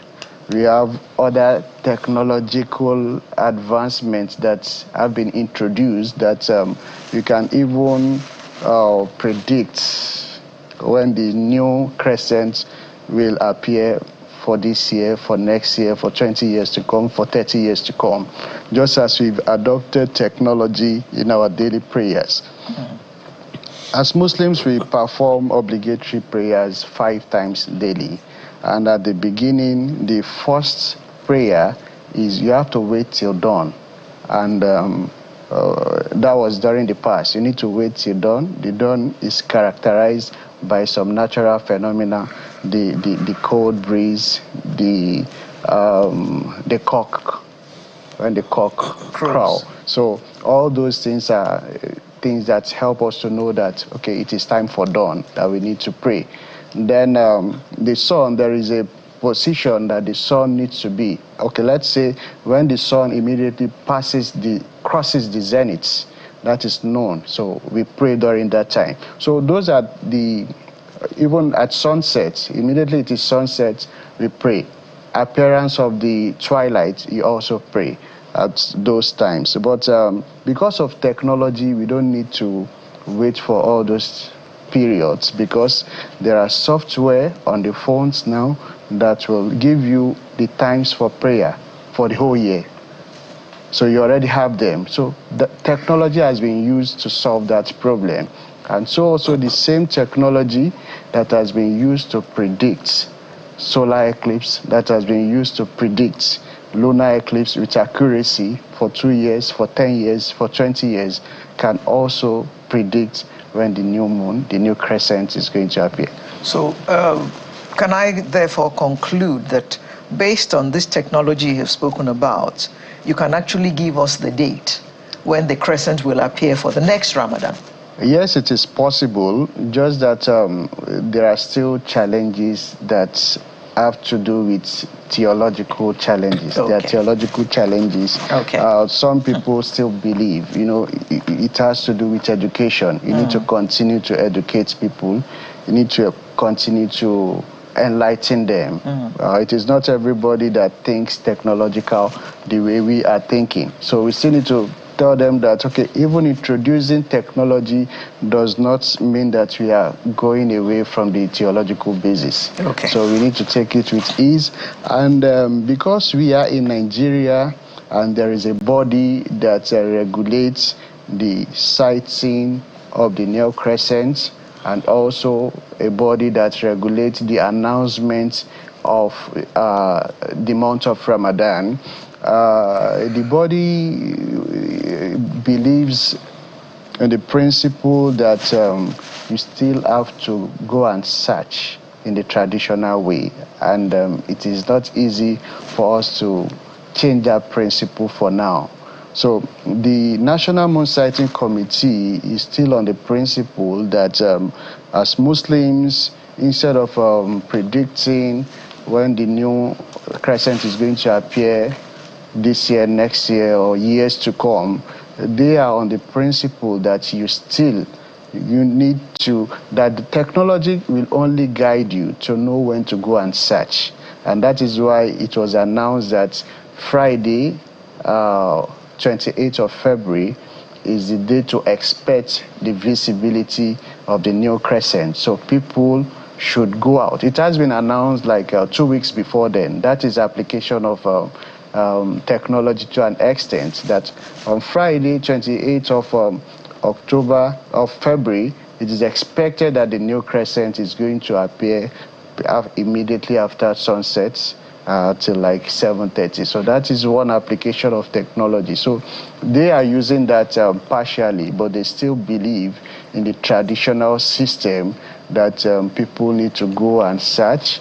Then when you search, you collate the results and you forward to the Sultan of Sokoto for him to announce. Okay, let's go to the practice now. Yes. Do you think everyone knows the length and purpose of fasting?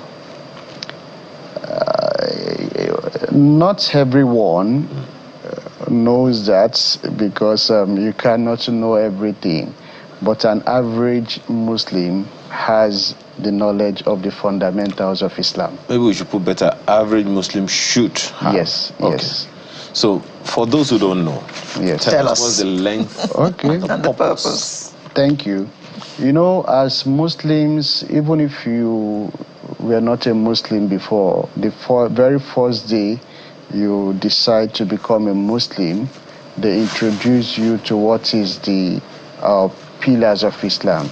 So they tell you about the pillars of Islam. That is the first thing you are going to learn. And the first pillar is faith. That is, you need to believe that there is only one God, who is the creator and the originator of everything in the universe. So that is the first pillar. And the second pillar is to observe the 5 daily prayers. Even if you've not started, they will tell you that. Then you start learning. And the third pillar has to do with zakat. And what is zakat? Zakat is a system introduced by Islam in the Quran in order to empower the less privileged. It is about empowerment, that is supporting people financially and focusing more on humanity. So that is the third pillar, very essential. So all the pillars are essential. And the fourth one is fasting in the month of Ramadan. So the orientation is there. While the fifth one is going for pilgrimage for those who think they have the means. So that one is not general.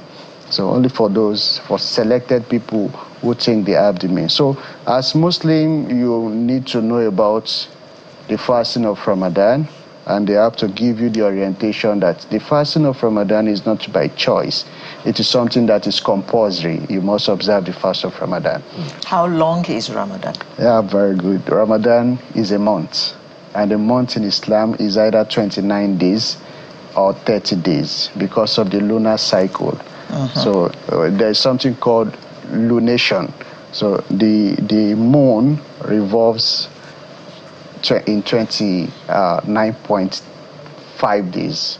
Okay. So the 29.5 days. 5. Yes. So the 29.5 days at the end of the day, sometimes because of the point, sometimes you have 29 days, sometimes you have 30 days. Okay. Do people, it's compulsory? Yes, it is compulsory. But then do people know the purpose? And here is why. Alera said while opening the other time, that is a time that people are supposed to use the period to draw closer to God, cultivate self-control, cultivate gratitude, cultivate compassion, particularly for the less fortunate. If these are the purposes, you must wonder why it seems like we complain about the same thing around the clock every year. I don't understand that. Okay. There are people who are going to, as in all faiths, yes. There are people who are going to, fast and draw closer to God.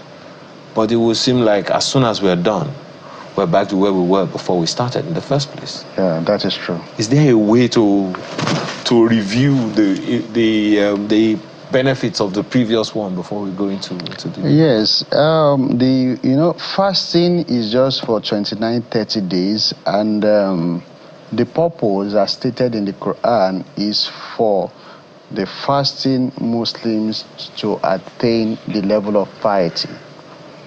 In Islam, the Muslims are grouped into 3. There is a first level, which is known, when they say you are a Muslim, that is the first level. It has to do with spiritual upliftment, spiritual development. So the first stage is for you to be a Muslim. And that is why you can see some Muslims, they call themselves Muslims, but they still engage in things that are not ethical. in things that are not befitting. They still do things that are not okay.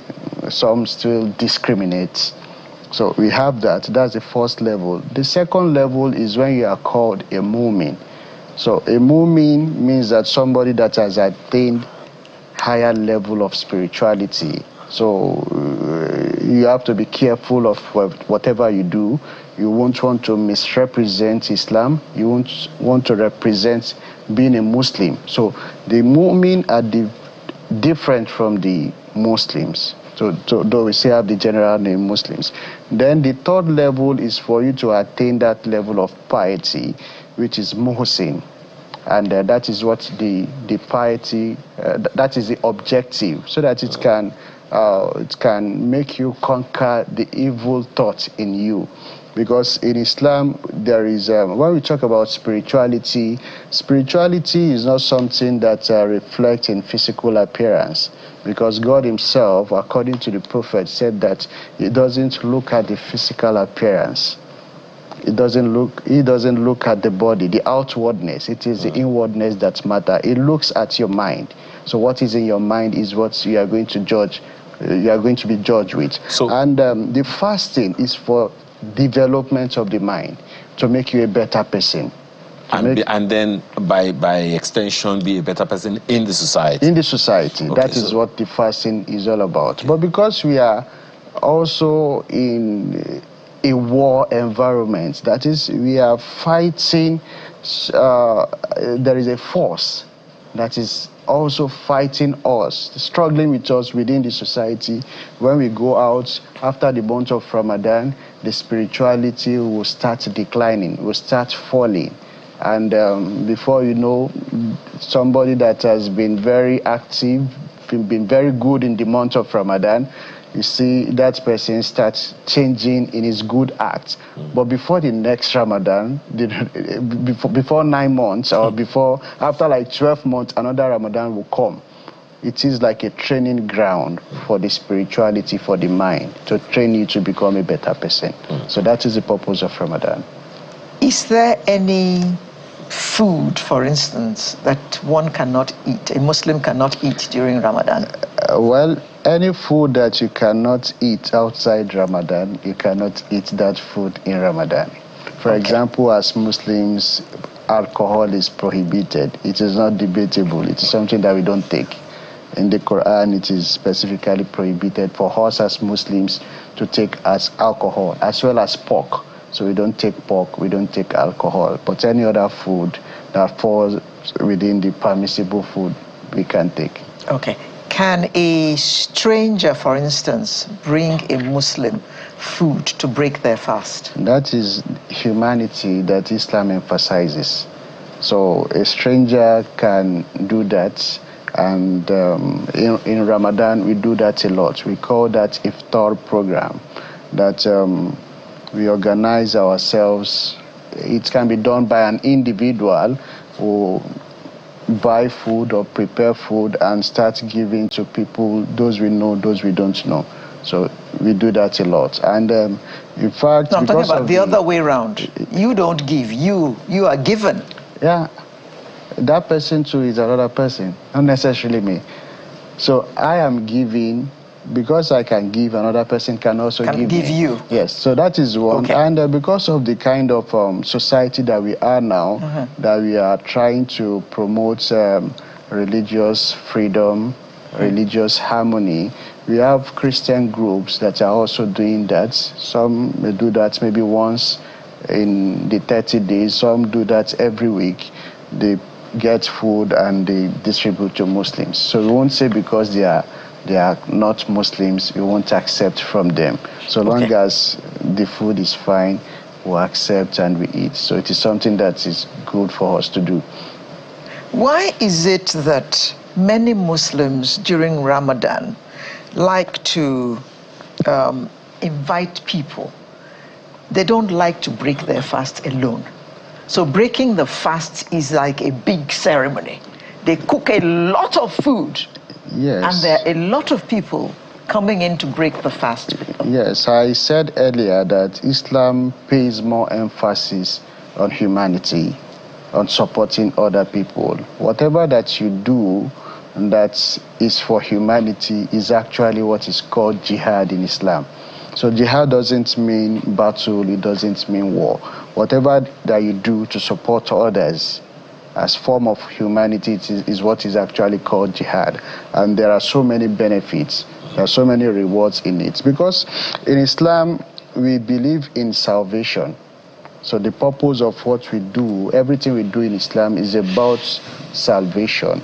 And the salvation in Islam is for you to attain a better place in afterlife. So the salvation is actually in the afterlife. So we all believe in that hereafter, the salvation in the hereafter, where you end up in heaven and not hell. And for you to go to hell is very easy. To end up in heaven enjoying the salvation is not easy, because Almighty God talks about 2 scales in the Quran, that every one of us, we have 2 scales. There is one scale on the left side. If the scale on the left side is heavy, it means that you've actually done more evil than good. So if that left scale outweighs the right scale, it means that you've done more evil, you've gone into ritual, you've defrauded people, you've done a lot of evil things, you've cheated people. So that is the left scale. While the scale on the right is for you to deposit good deeds. So if the right scale outweighs the left scale, that means you are attaining salvation, you are going to get salvation, you end up in heaven. So all those things that they do in Ramadan, organize iftar, is for them to get more reward, to fill up the scale on the right side. You know, when you said, you know, it's about jihad, the first question, I'm just, thank you, by the way, for saying that. Thank you so much. Because some people will think that jihad is fighting. Yes. No. Carrying wars and all those things. No. But when you say that, you know, feeding people is... Jihad. Jihad is a good thing. So a form of jihad. So all of that time, I would assume that it is feeding people who cannot afford it.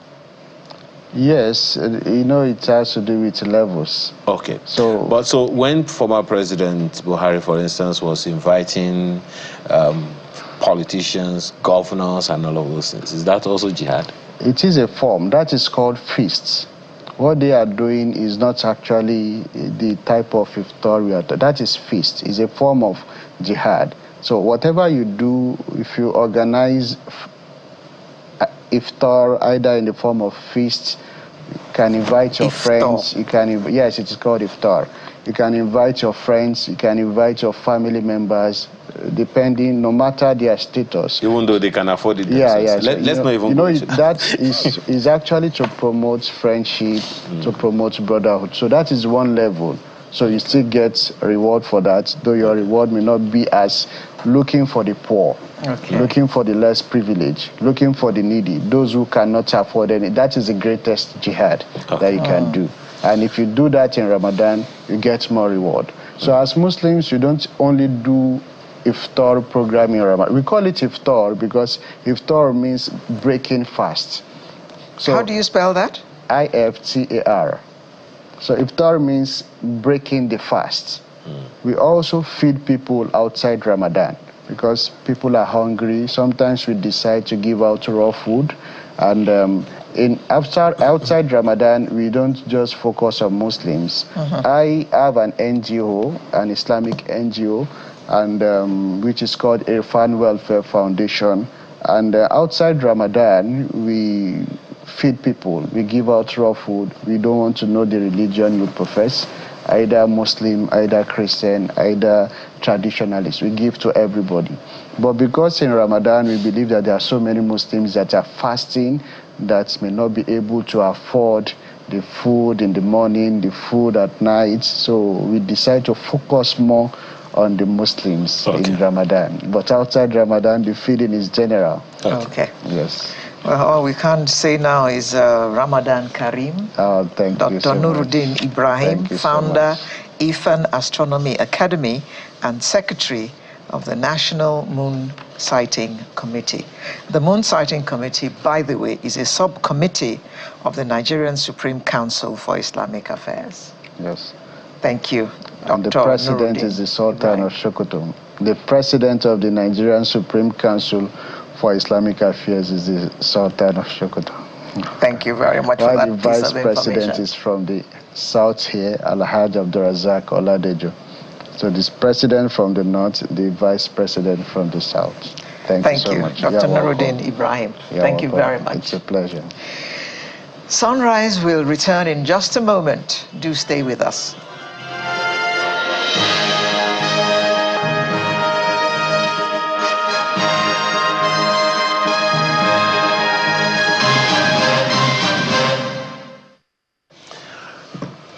Being a parent isn't easy. Or as a friend of mine would say, it isn't easy. Now, the teenage years can be particularly difficult because teenagers may behave like adults 1 minute and they behave like children the next. Well, as a gender like that, sometimes you're just wondering who is talking. Is it an elderly person or a younger person? I'm just looking at you. Looking at me right now. So, parenting teen is so different than when they were a child. Telling them what to do directly without explanation of why no longer works. So let's have conversations this morning with Mr. Deji Shomi, who is a family systems engineer. Thank you so much for joining us. Thank you so much. Good morning. Good morning. Years ago, I think it was in the 80s, a young songster did a song. She was about 8 at the time. Her name was Tosin Jegede. Sang a song. Parents, listen to your children. We are the leaders of tomorrow. Then she was 8. I just do the math and wonder today how old she is now.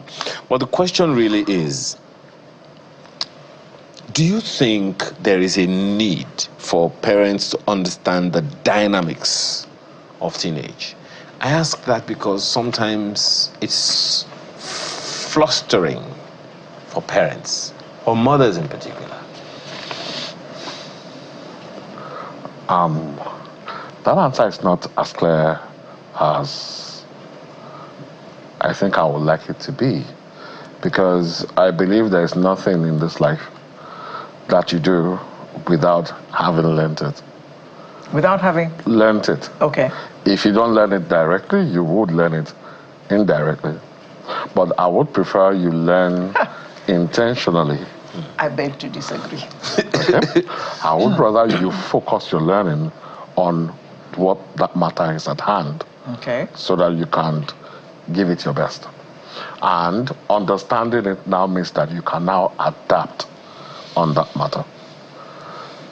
Understanding teenagers, or even understanding parenting for that matter, is something that has flown over our heads for a very long time. Wow. Because flown over our heads for a long time. Oh my You God. don't feel a need to do it, you know, but then you must. It's like the neuroscientists say, before you move your shoulder, for example, the body, the brain, processed it a second ahead. But there's new study that says no, the body moved before it was processed. But it happens kind of simultaneously. So it's like the body moved with no input from your brain. No input from your brain, because you know what you're going to do. What you're doing is just movement. You've done it thousands of times. Your body knows it. You don't have to. The study used to say there was a delay, a second, but now they say no. Your body knows it. It's going to do it. And does it. And does it. It's like walking as well. It's simple. Putting one leg in front of the other. But do you think about walking when you walk? No, you don't. No. So that means that you didn't send a signal directly to your brain to make you walk. You just walked. That kind of proves it. Now, bringing that back into parenting, we have learned parenting indirectly From our because parents. we've just seen our parents and we've just seen the environment do it. And because we don't want to, what's that phrasing? We don't want to be different. We need to do it how it is being done so that it can be how it's supposed to be. We didn't check. We didn't seek any proof of what could be different or how it could be different. We didn't look at the better societies around us, what they did. We just continued doing what we're doing. But it's different now because the children react a different way than the way we reacted to our parents. Yes. So we have to do it another way. Okay. Back in the day, being at home was the same thing as being in school. You will be scolded, shouted at, beaten, and criticized. And you get to school, and it's the whole thing. Very good. In fact, if you don't chop the cane enough Thank you. in school, mommy will take you back to school. Yeah? Beat him. It happens to and fro, whereby they come to pick you up in school and they said, your son did this, your daughter did this. They're like, did you punish him enough? And like, no, we'll continue at home. Or they bring you from the home to the school, like you said, and they're like, he did this, we've done this, but I think you need to continue. But it's different now. But today, education has taken a giant leap. We are observing the progressive societies a little bit more. Countries like Denmark are the happiest in the world 30 years straight for a reason. We are studying those. So to improve on our education, we are bringing those ideas in. So we are having a different kind of grooming in schools today, where a lot of schools have banished beating the child, calling it brutality, and teachers are trained more to understand children at their own level, knowing now that one way might not apply to all kinds of children. So those children learn that in school. They are open to the world is now just a small village. The internet has brought everything to us. In the classrooms, they are seeing what is happening in other continents, and they are being taught by all those things. They are having webinars and all that. Then they pack their bags and go home back to 1982 at home, where they are going to be criticized, beaten, condemned, and there'll be lots of complaints. Because they are naughty. Because they are naughty. Yes. But you can see the clash. Because they're teaching them one thing in one space, where they're learning more structurally, and they're teaching them something else at home. So we've agreed that for an individual to be free, to achieve their potential, this is a particular set of rules that's supposed to guide their growth. But at home, it is still a little bit stunted. Because why is that home has not caught up with school. But it is home that sends them to school. It's home that sends them to school. So you're saying essentially that the home needs some schooling? The home needs schooling. We all need schooling. Learning has to be a perpetual pursuit. Let's get practical, Mr. Shomi. Okay. So when you say the home needs some schooling, it means you're saying that parents need parenting. They need to be parented to parent appropriately. Can I ask you, how long did you learn to be a parent before you had children? As long as it took me to work.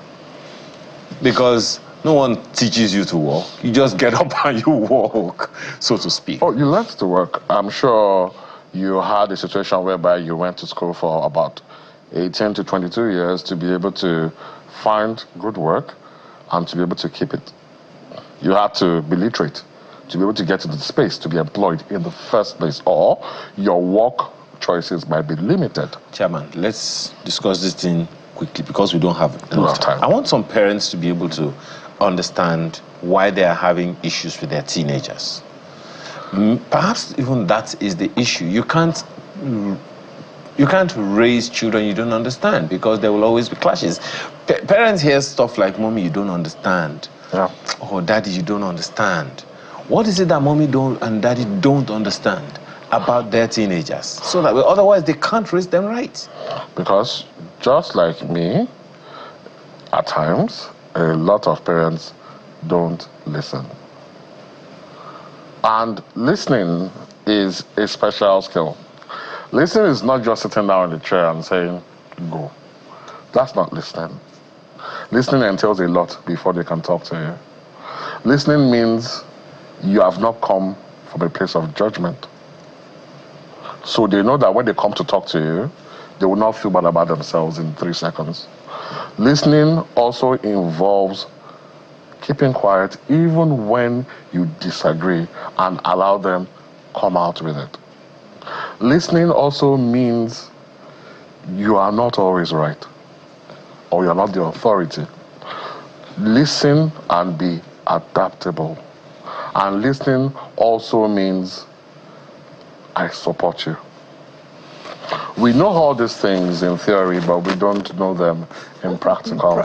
So if they drop a plate today and automatically they're clumsy, careless, and no good, and they drop a grade this term and we don't ask or find out why that grade was dropped, we just said they will never become anything or do well in life, of course you have already killed them. You've broken their hearts. When things happen, they're not coming to you. They will see, and the problem is they will seek it elsewhere. Okay, there is this issue from Skittish Money, Tola. Says, raising teenagers, the challenge with parents is that they are using the process of control rather than influence. A shift in the mindset at home to using influence is needed. Do you agree? I agree 100%. What does that mean? Now, everybody has a way they want to do their thing. Everybody does. If you remember, most of the things your parents told you, you had to comply.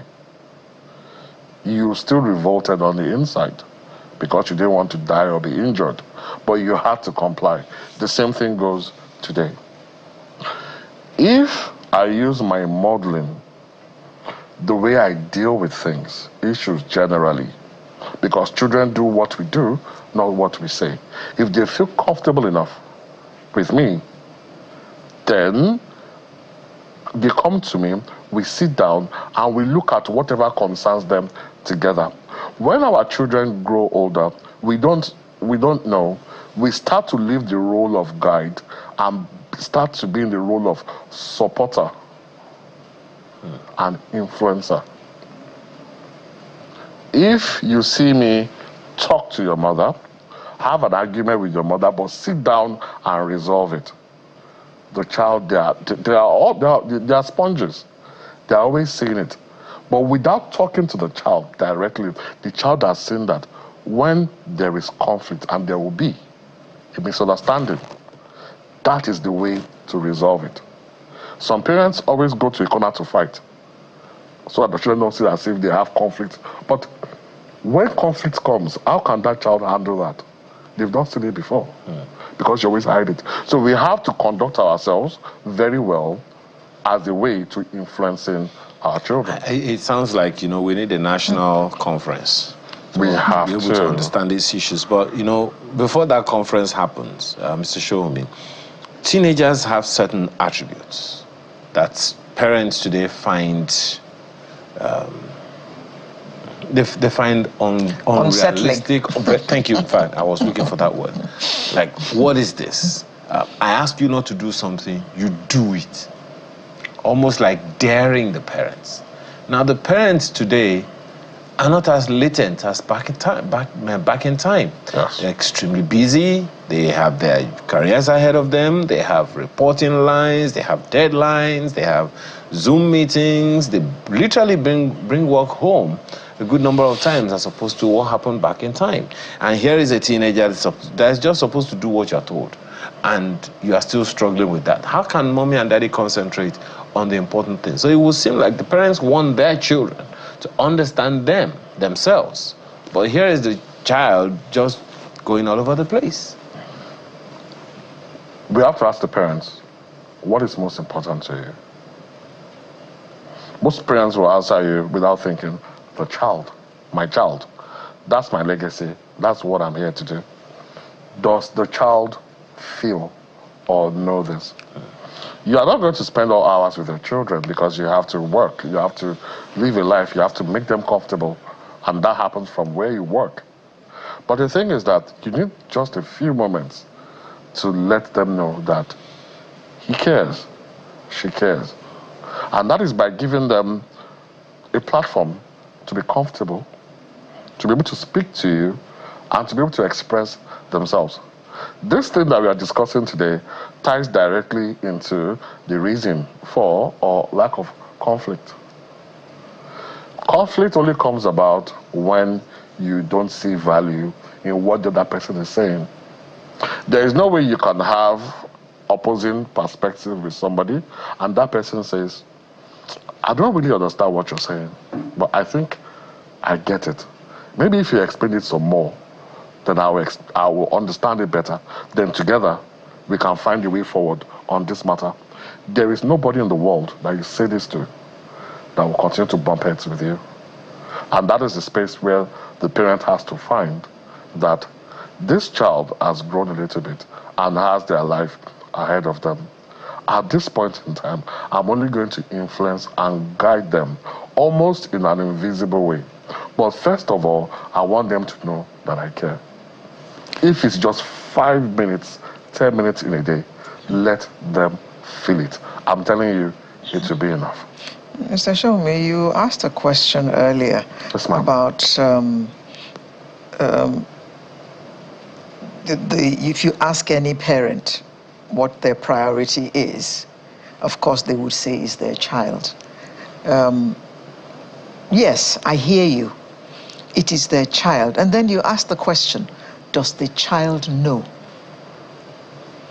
I mean, is it imperative that you tell the child?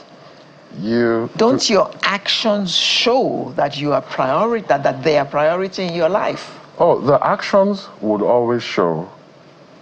In fact, actions will always speak louder than words. But you are in two different spaces. Your child does not exactly understand your life, your choices, your decisions. They don't live it, they don't understand it. Neither you do theirs. Because you are trying to use your own time to compare what is going on with them, and you will be wrong. And they don't have your responsibilities. They don't, when you go to work and you come back and the light is on, the shower works, there's food on the table, they feel it is how it's supposed to be. Supposed to be, yes. Because that is not their experience. That's why we say, don't go home and start saying that, do you know what it takes me to put food on your table and so on and so forth? To have children it's their was right. a conscious, but to have children was a conscious choice by you. Ouch. They are children, they would never get it until they experience it. But we can now change that particular world knowledge. We don't have to let it be until the time our children get to our level before they appreciate us, because it's not good for the relationship. So we can give now, make them comfortable. You can respect your child. You can value your child. And your child will be better off for it. I will ask this question that I ask all the time. The child that is browbeaten, that is harassed, that is caned physically, and so on, is it all of them that turned out well? And the child that was managed very well, as we have in so many of our first world countries, have they all turned out worse? No. But we find a way to pick up the worst in those societies abroad and say, that's how your child will become. Forgetting all the Prince Charles and all the other children who are well groomed. Can you imagine Prince Charles being beaten or criticized as a child? No, because the child the handlers want greatness for that individual. They know what he's going to become. They treat him to become that. They show him how to become that. That's what we need to do. I remember a To show cover them what we story want them to become. by Time magazine, many, probably in the 70s or 80s. Yeah. We are the people our parents warned us against. That is exactly what we become. So, if you were to give parents a to-do list in this week, what would be the components? I will speak only to equity. Equity, because we can't ever wrap our head around the reality of equity. We only speak equity. Equity, your child is equal to you. Your child is deserving of acceptance, understanding, respect, and unconditional love. All you seek, your child should be accessible to it. Treat your child that way. Listen to them, respect them, and figure ways together with them, the teenagers. Because a toddler is different for a toddler. You have to guide a toddler. But a child that is already grown, by the time your child is 13, 14, you can only influence them. You can't teach them anything any longer. Nature is there, and your nurture is all that is left for them to do. So, equity. Can you respect your child? I will not give a list. I will give a question. It's in that question you find your answers. Can you respect your child? Both of you, I'll pose another question. I'm sorry, I like to ask questions because that's the best way to teach or to educate. Someone is looking at you now wondering, what is this me person talking about? Me respect my child. Shite. I'm responsible for what it is I want to become. If I want, I can take it away. Yes. Almighty Messiah, yes, we do. But we are looking at our futures. We are looking at a better society. We are looking at a great nation. So we need great husbands. We need great wives. We need great mothers. We need great fathers. And greatness. Can you be equal to them? Anybody you are superior to, how do you treat them?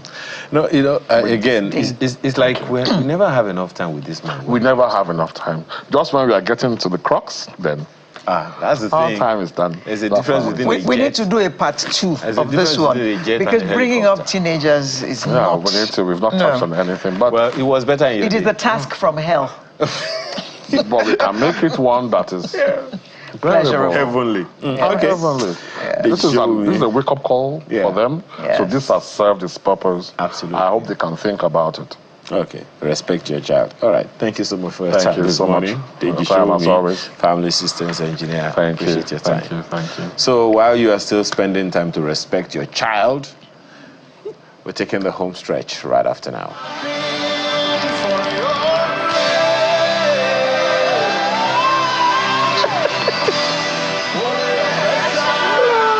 You don't want to know what. Please welcome Rotimi Keys.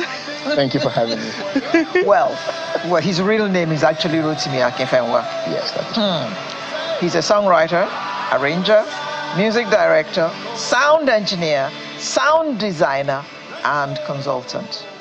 And he studied, wait for it, accounting. Please, can you just connect the dots? What has accounting to do with songwriting? No, you see, accounting has precision. Okay, you have to be precise with the figures and everything. Yes, and that is why he precised on the keyboard. No. The musical notes have to be precise. Rotimi, kindly connect the dots for me. You can't convince her. Please. Songwriting, music director, sound engineer. Yes. Musician, accounting, producer. Yes. It's a case of what you're endowed with and then what you thought you were going to. What you ordered versus what you got. Yeah, literally. So you were singing before you went to do accountancy? Well, I was producing. I was making music, not the singing part, but yes, I was already producing, making music. You were making music. It was supposed to be a hobby. It started out as a hobby. I mean, music had already had me from my childhood, so at first it felt like a hobby, you know, a healthy hobby, until it started taking over everything. But then... So why didn't you just go ahead and just study something to do with music? I tried. I just didn't find the ones that I wanted to go to. You know what I mean? Back then, I didn't have access to go to the school I wanted to in America, you know, so I just thought, you know what, you're already on your way to being an accountant, you might as well, at least, you know what, collect degree, collect something. Collect degree and give it to mommy and daddy. Pretty much. So when now I'm going my own way. Exactly. When you said to mom and dad, collect paper, I want to choose bye you. What did how were you even able to? Okay, so well, I was fortunate to not have all that struggle with them. Oh yeah. Well, it took them a while to understand, but funny enough, my mom told me the story that there was a day she came to my studio. So she was now just reminiscing. She said, there was a day you told me this was what you wanted to do, and I can't remember that. So I guess it was so entrenched in me that there was a day she was trying to tell me, oh, this thing is beginning to affect your education. And then I told talk back to my mom. I don't understand how I did it. But I talked back. I talked back and I said, no, leave me alone. This is what I want to do. And she said she kept quiet and walked away. Yeah? I'm like, I do not remember this because I would have expected maybe a backlash. You know, but I mean, I guess I was so... Parents. I was so stereotyped, you know? Well, I mean, they were not high on that with us. We had a few episodes of those growing up. I mean, it's normal, but they were not very high on that. But I think they'd just always seen that this thing has consumed this boy. Let's just... Yeah, pretty much. Let us see how far he will take it. Exactly. Then when his fingers get burnt, then we will be here for him. Well, all she did was pray for me, really. I mean, I don't think she probably already knew it's what he's going to do. He's probably going to succeed at it. So you might as well just let him do it. Okay, now, I'm intrigued by the fact that you played a senior studio producer role at what my colleague here calls the University of Advertising.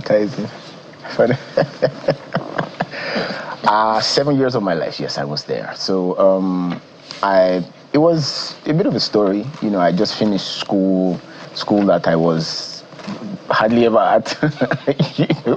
Where were you at when you were supposed to have been in school? I was always in studios. So I would go to school. Please, nobody should take this advice from me, but I would go to school to write exams and then leave after that. I would go to school, take notes from all my friends, read myself to stupor for like 2.5 weeks, write exams, and I'm out. You know, so I was able to assimilate just by doing that. So I will go, they will always call me, there's one impromptu test, Baba, I know they come. There's one, but when it's time for exam, I know. I will go 2 weeks before, I will shut down go read myself to stupor, literally. Do the exam, leave. Sometimes, as at the day of the last exam, I have my bags packed. So that's how I did school. Did you pass? I did. I didn't fail, I did. I am a graduate, yes, but I mean, that was it. So after that, I was just at home. I just wanted to do my own. I had a small studio in my parents' house back then, you know, and then this day I just get this call. Oh, I'm so from Inside Communications. Who be Inside? Blah, blah, blah, blah, blah. We saw some of the stuff you've done, and we think you're the right man to run our studio. I'm like, okay. So you weren't even looking for a job. I wasn't. I wanted to do my own thing, but as God will have it, it was like, no, you can't be doing your own thing. I needed to go and learn, because it was quite a journey for me. I did learn a lot, apart from, you know, getting my muscles worked. In that organization, I did learn a lot, you know, from that system. So professional music started when and how for you? I started producing officially as a teenager in 1999. Whoa. So I wouldn't say that's official, but I mean, my first studio recording, a few friends of mine who wanted to get into the studio and all that, I produced them. That was in 1999. I would say, yeah, that's where the production journey started. Fast forward to a few years after that, was in the studio with some other people and all. So it started out as I said, a hobby, passion, but then it grew into something that I knew was going to be my life. Awesome. So you have quite a, should I say, a diary or a compendium of artists you've worked with. I mean, I'm trying to imagine how working with Salif Keita was, for instance. Yemi Alade, Simi Omaumi. I can understand all those ones, but Daria Talade and, you know. So, how which one would you say, well, it's probably going to be difficult for you to say, but how was it working with these icons, so to speak, of music? Well, for someone like Salif, for example, I'd been called to come direct a Mandela Day concert sometime in 2019. You know, so we'd gone and all that, and I walked into the space and he was sitting right there. I knew I was going to meet him, but he was just sitting right there. He was there. Lady Smith Black Mambazo was there, the group from South Africa. They walked in, they walked up to me, they shook me, oh, you know, I'm music director, and that was it. They made it so easy for me to get comfortable, you know, making music with them over the space of like a week. So, but most of the time, a lot of them they're just regular, as much as possible, regular human beings who just try to be as simple as possible. So that, for me, that makes working with them very easy. Sometimes you're done with the project before you realize, wait, I just stepped on stage with Salif Keita. It looked simple in the moment, but when you're done, you realize you just did something epic. You know, so yeah, for me, it always been, a lot of those things have always been that simple with me, pretty much. Awesome. I'm also wondering the kind of influence that you would say you have gotten and from whom. You said it's a journey for you. Where would you say, or how, or with whom would you say you've gotten the most influence in music professionally? It's been, I have had to learn from people who have been far away from me, people I couldn't sit down with. So, you know, we started before the days of online YouTube and all that. So all we could do was listen to records. So way back from Sonny Ade, from, you know, my father's turntables and all that, I would sit down and wonder how these things were put together. How were people able to, I used to think then that, you know, people were inside cassette players. I used to wonder how they were able to fit drums. As a child, I used to wonder how they were able to fit all that into a cassette player. You know, I was intrigued. In fact, I remember there was a day I broke open a cassette. I wanted to see what was going on inside. Yeah, you know, so, but all I saw was... all I saw was, you know, the tape inside, you know, but it made me intrigued. So when I started hearing the names of some of the producers behind some of these records that I had enjoyed over the years, I will go read up their stories. Sometimes I will go look for stuff that they'd said, you know, how their lives happened, sometimes the churches they went to, you know, the kind of childhood they had. I was just intrigued by that. So most of the people I have learned from, I have not met them physically. Did you copy anything from them? No, I used them as tools to sort of, you know, build what I had in me, pretty much. Okay. You were a big player in the jingle space. Yes. Still am. Well, pretty much. What catchy ones can you remember that we can relate with? Do you remember this one from, I think it was from Indomie? Mama do good. Did you ever? Yes. Children yes. playing. Okay, that one's. Do you remember Project Fame West Africa? The theme music, Project Fame. Oh yeah, really? This one you probably would. Do you remember if I say Ambo? Oh really? Of course. Of course. There are a few of those. Let me see which ones are readily also there. There are so many. 7 Up. There are so many. Of course. Yes. Yeah. Excuse me. Let me do you a favor. How many voiceovers do you remember that you did? Okay. Well, okay. Let's just leave it there we go. Well, let's just leave it right there. You know. Okay. All right. I'll ask you this. I mean, I'm looking at your YouTube page right now. Okay. And I'm trying to. Which was your first major break of a song? As a singer, it will be Ori Official, December 2023. Yes. Oh. That was we saw part of that just now. Yes, and incidentally, that was my first single as a what I would call a serious singer. Serious singer. Anything else? Anything else? You consider yourself a serious singer now, right? Exactly. Okay. Tell us the backstory to that song, because it's clearly one of the biggest songs within the past 1 year or thereabout that a good number of people have heard. So, tell us the story. What informed it, and informed the video, everything about it. So it was 2021. You know, in the whole of the lockdown and all that, you know, you couldn't leave the house, do all that. And I was kind of person I had gained quite some considerable weight sitting in the house, you know, so my wife and I decided to start, you know, jogging and all that. And it was one of those mornings when I had gone alone. She had stuff to do. And I was on Allen Avenue, Ikeja. I was running, I was listening to something else. And it was like it was just being downloaded I just literally started hearing the words and the music, because a lot of times that's how it happens to me. That's how inspiration comes. It doesn't come, it comes in what you will call waves. This, you know, verse and chorus will just come all at once, lyrics and music. So I still remember the spot I was on Allen Avenue. I was running and I heard it. I had to stop myself, quickly bring up my phone, you know, my voice note, and quickly record it so I won't forget, you know. So, and in the moment it was a song. That was it, you know. But fast forward to 2023, I felt the need to just capture it and release it. It was just supposed to be that one of those, okay, you're a singer now, do one of your songs and just release, let's see how it goes. And that was it.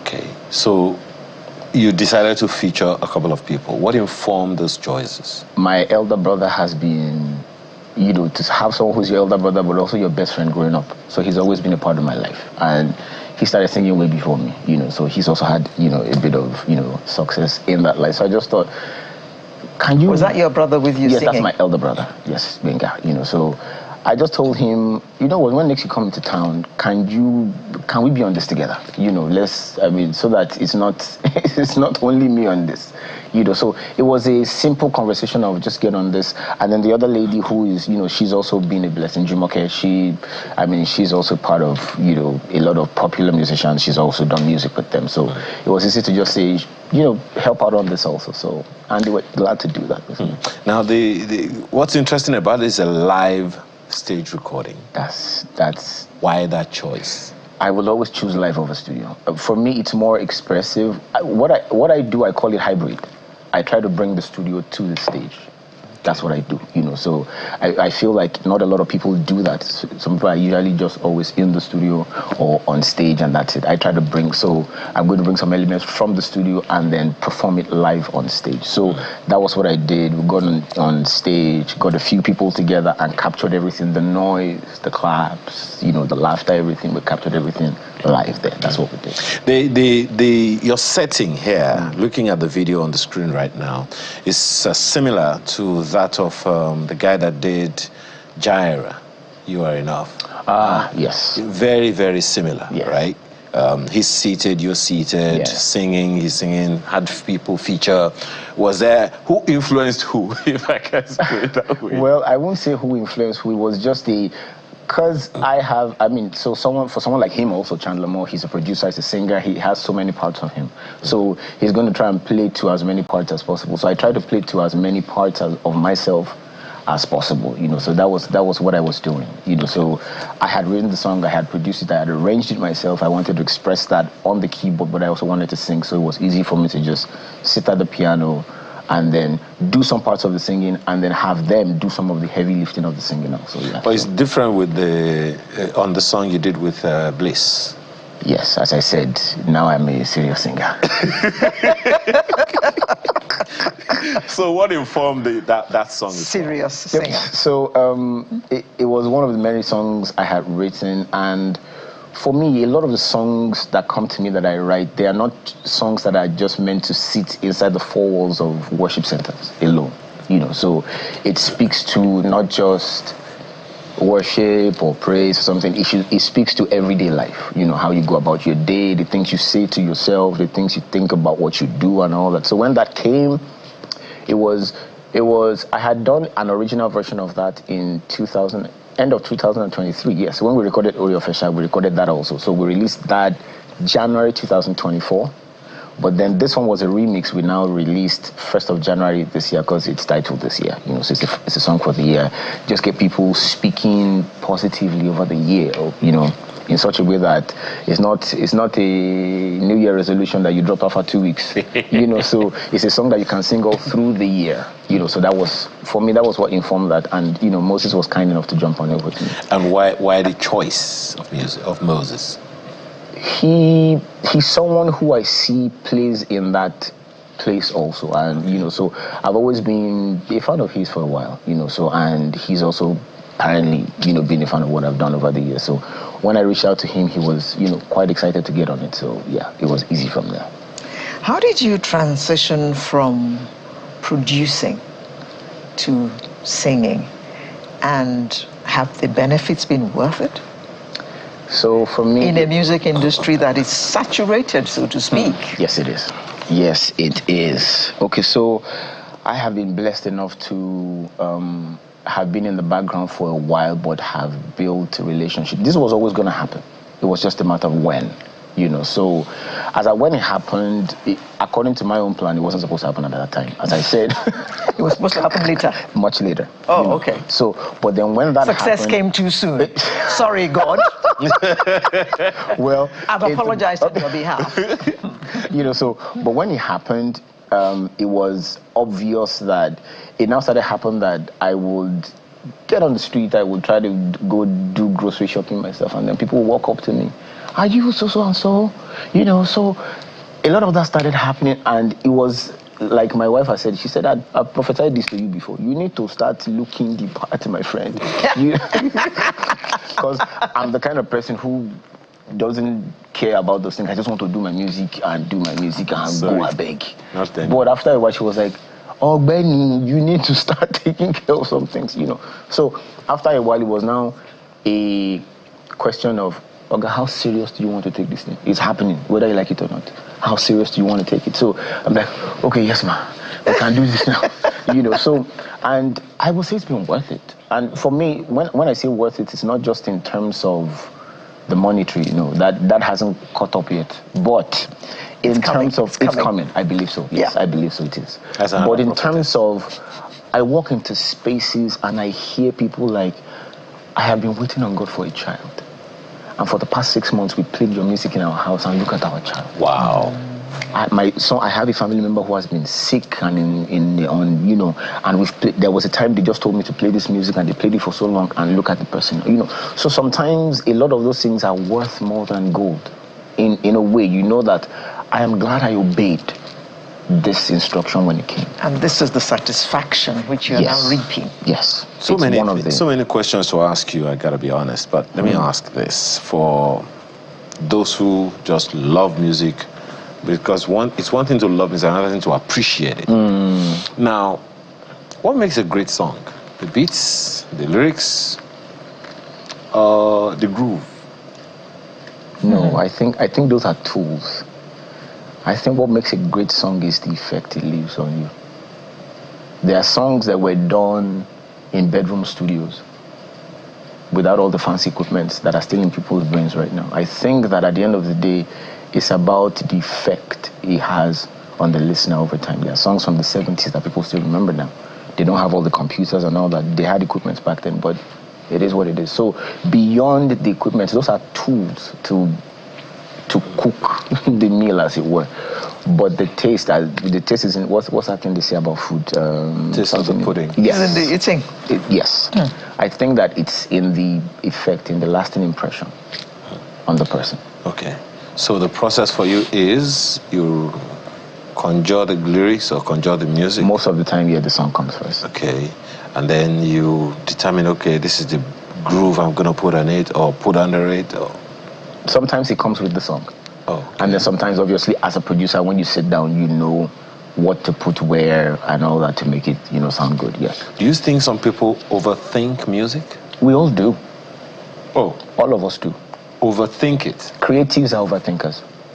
We creatives can be, and when I say overthinkers, it is both on the good and on the bad side, yes. I was going to ask you if it's a good thing or bad thing. It's both. It's one, it's not a, it's what you make of it. So for example, a creative is an overthinker. I remember that as at the day we were releasing Oreo Fesha, for example, I did not like it. Don't like it. Don't like it. So I did not like I won't say I didn't like the song. I did not like some aspects of what had been done in the production process. I wanted to change it. It took my team to like, oh, guy, let this song go. And I'm glad I did. So a creative, I think that it's a mind thing. A creative is someone, because you can literally bring something into reality out of the abstract. That's what a creative is. You know, an artist, a poet, whatever it is. You're bringing something from the abstract into physical. So that process, what you see, it's what you make of it. It can be good, it can be bad. Okay, one last thing. You said that students should not be like you. I have not forgotten that one. Read your books. But for anyone who wants to get into music now, what would be your counsel? Because some are literally, right this very moment, at that sport. It's saturated, as we have said. It's saturated, but it's much easier now. I think that's where people need to look at it from. There's so much information now. There's many tools you can learn with, you can grow with in such a short time. What took some of us years to learn, people can learn it in weeks. So right now, and the good thing about it is the world is ever expanding. There is space. You know, the same way they say there are so many birds in the air, but they know they touch each other, that kind of thing. There is still space for growth. There is everly space for growth. You just have to just do your own thing. Be real Find with your yourself. niche. Be real with yourself. It has to be it. Otherwise, you're just going to be just another junkie. I think the problem with a lot of people is they are trying to be someone else. Oh, wow. Because it's easy to sell what already exists, what is already a hit. It's easier to do that than to spearhead something new. It takes a lot more work. People don't want to do that work. Rotimi Akinfenwa, a.k.a. Rotimi Keys. Why Keys? There's a K in Akinfenwa. Yeah. No, it wasn't. It wasn't that. The keyboard became my main instrument after a while. You know, so the keys came from the keyboard. Okay. Oh, yes. Sorry. And his company is Song 23 Productions. Yes, it is. Thank you very much for coming to Sunrise today. This was such a fun conversation. You know, closing the program for us. And thank you for spending your Saturday morning with us. And we hope to bring you a fresh edition next Saturday. He being our strength, I'm Alero Edu, wishing you Happy New Month. Did that come out of your mouth? Am I ever kidding? Enjoy the rest of your month. Bye for now.